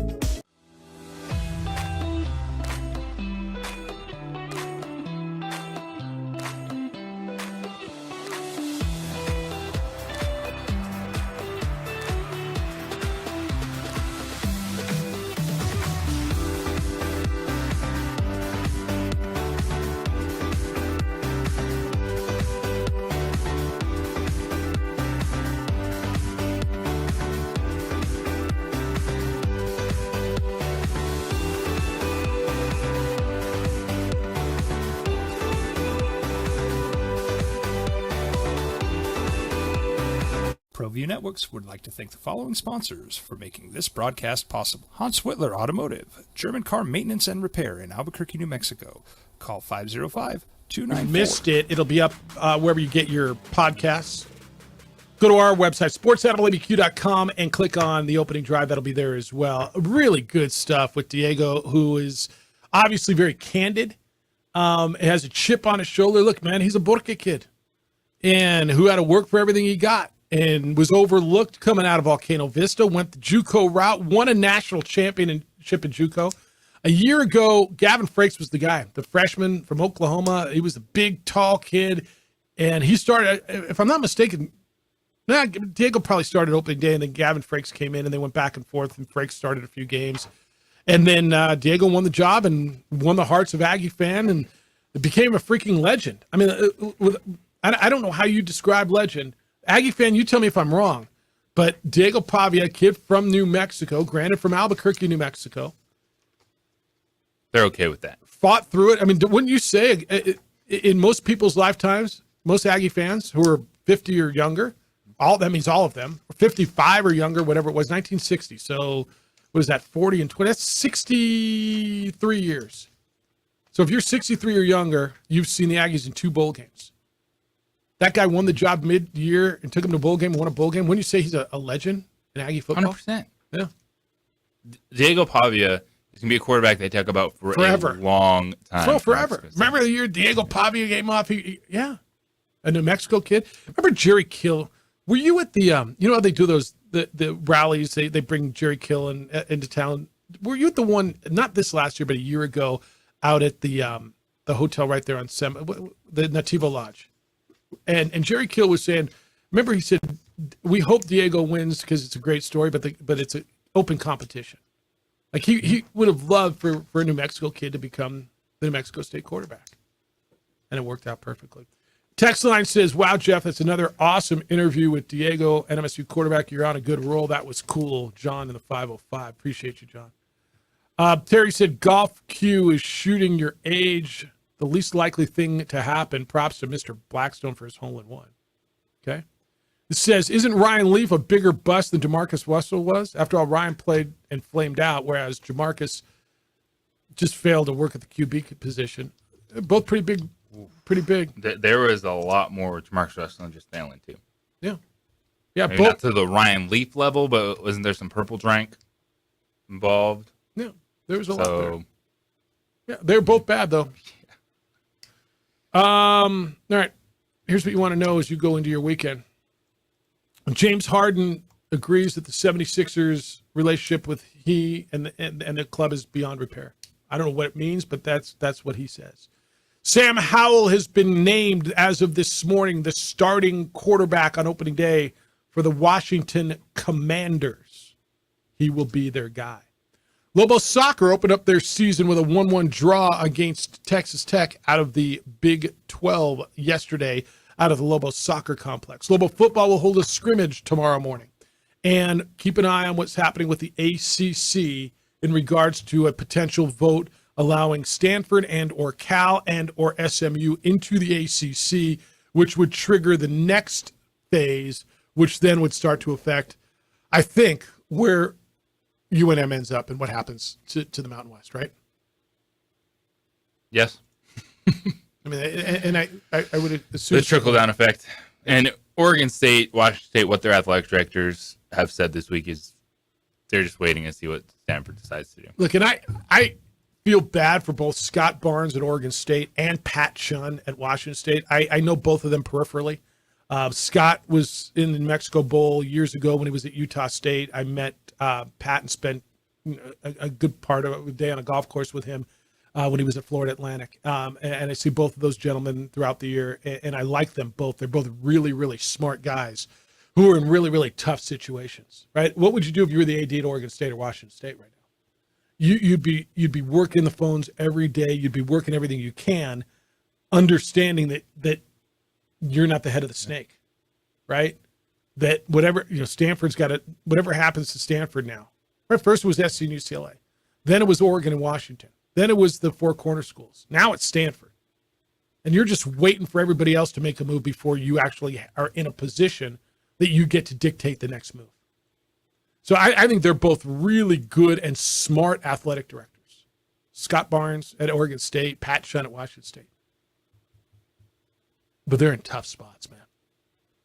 They're in tough spots. All right, what do I got this weekend? What's your biggest thing you're looking for? Is it Broncos in the NFL tomorrow? I mean, is that the biggest thing that you're looking for in NFL preseason this weekend? How does your guy look? How does Russell Wilson look? Or is there something else you're looking at? You want to see Trey Lance tomorrow? Justin Fields? What do you want to see? Well, Justin Fields isn't playing. I still want to see him, damn it. Is Anthony Richardson playing tomorrow? Anthony Richardson, let's slow down a little bit. Michael Pittman was asked by CBS Sports if Anthony Richardson will go to the Hall of Fame, and the Colts wide receiver said absolutely. Really? Let's pump the brakes, y'all. Excited about him as well. Absolutely. I mean, what else? But see, that's such a tough question. So I'm a receiver. I'm the number one receiver. You just brought me in a brand new quarterback. What am I supposed to say? He's really good. I mean, I guess the answer would be he's really good. Let's have the Hall of Fame conversation in a few years, but he's really good and has the potential to be great. Is that the right answer? That sounds a little better. That going right out and saying the guy is going to go to the Hall of Fame is a pretty bold statement. Not even one regular season snap. No. Hall of Famer. Hall of Famer. Absolutely. All right. Yes. Is he going to play this weekend? What is it you guys want to see this weekend? I want to see how the Bills look with their starters, if there's any issues with Allen and Diggs. Okay. I am really excited to continue to put together my QB2 preseason MVP ballot. Who's got the best QB2? How is Drew Lock going to respond?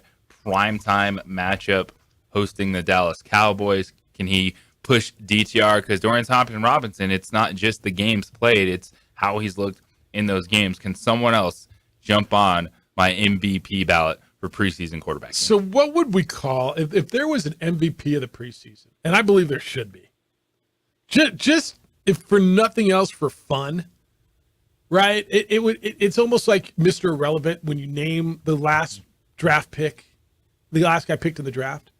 He's Mr. Irrelevant. I mean, can you call him the irrelevant MVP? But it's just be kind of fun. That is such a good idea. I've Don't never you considered think? that. That would be such a cool thing. Don't you think, like just DTR, he's the preseason MVP. You'll never hear from him again, but he's the preseason MVP or whatever that receiver that had 140-something yards and 14 targets last night. Watkins, the guy from the Browns last night? That's my mission now. It is. Jim Rome Show is next. The Herd with Colin Cowards after that. 2 Men Ons at 4, and then Isotopes and the Chihuahuas after that. Thank you to Nick Nee, the director of golf at Sandy Golf Club, and Diego Pavia, New Mexico State's quarterback. Take a listen to that on the podcast if you missed any of it. You're really going to enjoy that conversation. Adrian, great week. Show looks great on TV. I know ProView's got a lot going on this weekend. Good luck with what you've got.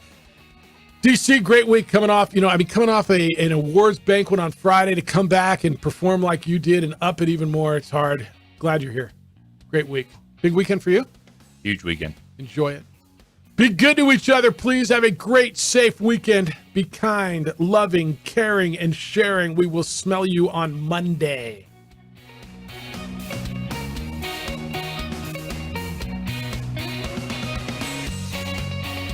We would like to thank the following sponsors for making this broadcast possible.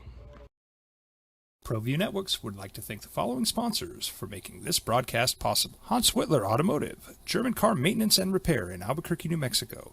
Call 505-294-7684 or visit HansWhitlerAuto.com.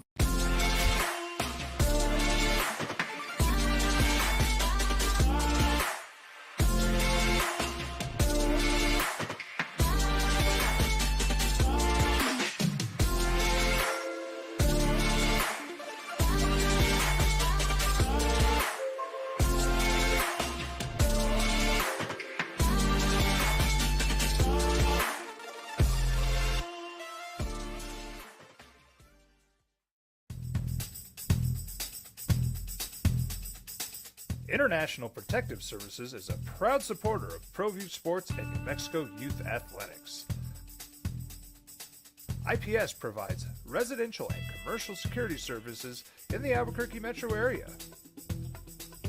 For more info, please call 505-897-2420 or visit internationalprotectiveservice.com. Hi everyone, my name is Master Sergeant Jacob Groves. I am a Air Force Special Warfare Pararescueman. Air Force Special Warfare are proud supporters of ProView Network and New Mexico Youth Sports. Air Force Special Warfare operators are critical thinkers. They maintain a high level of fitness, they take initiative, and they don't quit. For more information on Air Force Special Warfare, contact me at the number listed below. U.S. Air Force Special Warfare are proud supporters of ProView Sports.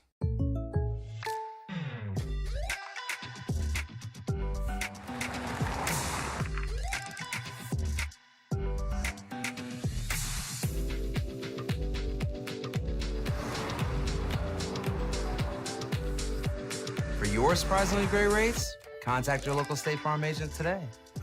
If you want the real deal, call State Farm agent Marty Size in Albuquerque today. Like a good neighbor, State Farm is there.